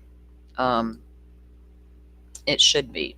But there's been just, you know, so much misinformation, and there's still so much crazy talk going on with this case. It feels like when it goes quiet and there's not a lot of court hearings popping off, everybody gets quiet. Let a court hearing come up and something be said, and boy, we're all right back to the conspiracies again. Well, those conspiracies weren't discussed in the court hearing I just watched. No, we're trying to suppress all that evidence against my client. And how you got it? Did you get it correctly? Did you do this? Did you do that? You know, and if you didn't, then it's thrown out, which is a crying shame if that happens. But, you know, like I said, at least over in Delphi, when they brought out their third-party suspects in their Franks motion, that was backed up by the state's own investigation. It wasn't pulled out of the air. But a lot of the stuff we see discussed pertaining to this case is pulled straight out of the air. And grainy footage people want to put out. You know, and let's zoom in on this and zoom in on that. And do you hear that? And do you hear that? It's like, oh my God, you know, if people have emailed this stuff to Ann Taylor a year ago when it all was coming out onto the Twitter, on YouTube, about all these alternate suspects theories going down. I couldn't tell you the number of accounts I saw saying, I'm emailing. I saw pictures they posted on Twitter of the packages they were sending to the defense. So everything y'all sent Ann Taylor, she got it. But apparently there was not a whole lot in there she could work with. And the only time she mentioned a witness, but that one witness she said spoke to the media too much. Who could that be? Nobody has spoke to the media, except for a couple of Kohberger friends and WSU Mom Kim. She spoke to mainstream media, once with her little CW show special she did, which was in July or June, I believe, right after that warrant came down for YouTube. But anyway, I'm just saying, you know, I don't know. But we're going to go plans. We have some more shows planned coming up. We still have more documents to read in this case, and I want to really pick out the good ones that you guys may be really interested in, because there's so darn many. It would take a lot of shows to get through them all, but I do want to go through and pick out the ones that are most relevant with the most information packed into them, right? Because to me, it's pointless to sit here and read a bunch of redacted stuff that are just legal formality stuff, like seal and seal seal. So we will be diving into some more of these documents a little deeper. That's part of my plan today, is to work on some of those and figure out which ones and in Dolphin, Firefly, if there's any that you know that are extremely important that we need to review. Dan, you guys, we all know the ones. So, link them into the Discord so we can keep up with them, and then we'll put together a show based around those as well. Because there's still a lot to go through with this case, and I'm still working on a video that I am editing. And things like that. So I am working on some things. So you guys just bear with me, and I do appreciate all you coming in and being here with us. I'm not going to stay on much longer because the grandbaby's still sleeping. I just went and checked on him, but I do need to get him up soon and give him his medicine and see if he'll eat some lunch for me. No 7-hour stream today? No, that one yesterday, girl, I took a long nap afterwards, and that's when I started not feeling good. But I took a nap, and I was like, you know what, 7.5 hours. That's right, you got a fever. Yeah, go take care of yourself. Yeah, today I don't think I really have I had a low grade this morning, but I feel fine. But it's just, that's a lot of reading for 7.5 hours. And if so when I do one that long, I don't mind going that long if I have nothing else going on here. But I'm going to need people to take turns reading with me. My voice start to go out. Well, that was a Sunday. Sundays are, good days for Oh, that. yeah. Sundays are good for that because I'm usually here at the house by myself chilling. They usually find things to go do. Now, next weekend, I will have both of my grandbabies here, but I don't think they're going to be here on Sunday. I may be doing I'm planning to do my members only live on Saturday night, but it will be probably 8 or 9 o'clock at night once the little guys get settled down. So I'm going to spend as much time with the grands as I can. They're going to come first. So it may even be a late night stream. And if you miss it, you can catch it on playback. But again, thanks everybody for being here. I am trying to figure out, I got to go into my YouTube studio because there's a way I can gift memberships, and I tried to get it turned on earlier. I got to turn on something, but I couldn't find it. So I'm going to try to work on that. And so those of you who were gifted memberships, I appreciate you. Those who bought memberships, I appreciate that as well. Remember, there on the community, on the YouTube channel, there is a tab for members only, and I've been trying to drop stuff in there for you guys. And I did put a little trailer out there as well. And one is your input on, what times were best for you on things, so we can all try to work together to get that done. But as far as I know, I am going to be trying to get that done on Saturday night, as long as I feel good and as long as the kids are good to go. But if something changes and I need to postpone it to Sunday and skip Salty Sunday, we'll do it that way. We will definitely do it. Yeah, thanks, Forrest. He's just dropped the link for Joe's channel there. If you guys want to grab it, if you haven't subbed up yet, go ahead and do so. I got a special guest coming on tomorrow night. At least that's the plan for now. The one we talked about. Yep. She emailed me back last night and said she could do Wednesday night. So that's the plan for now. Cool. You and I need to meet up later about some questions, right? Yep. Okay, I can do that this afternoon. Once I get done around here and get the kids squared away again, then I'll hit you up.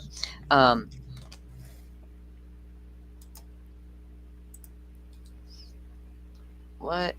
I tried that, but let me see. I did it on my phone and it wouldn't let me. Like, I have to go into my YouTube studio, it said, and turn that on. But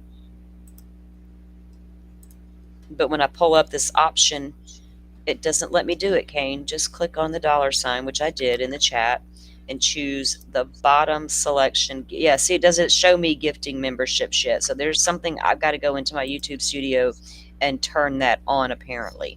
So I will work on that as well, guys, because I do want to gift those. I think you get so many per month, right, Kane, to gift out to your members. So I will definitely try to fix that so I can get you guys hooked up.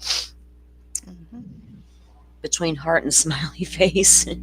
Yeah, I see buy gift, 50 memberships, 20, 10, 5, 1, and then it ends right there. It doesn't give me the option to gift yet, but I did look this morning and it did tell me I have to go into my YouTube studio and turn that on. So I will definitely work on that. Thanks for your advice. I appreciate that very much. Again, guys, I'm going to go for the day, and I thank you all for being here, and we are working on some more shows coming up. I do have other streams pertaining to other things coming up as well. Yeah, Jeff, right? What is wrong with you?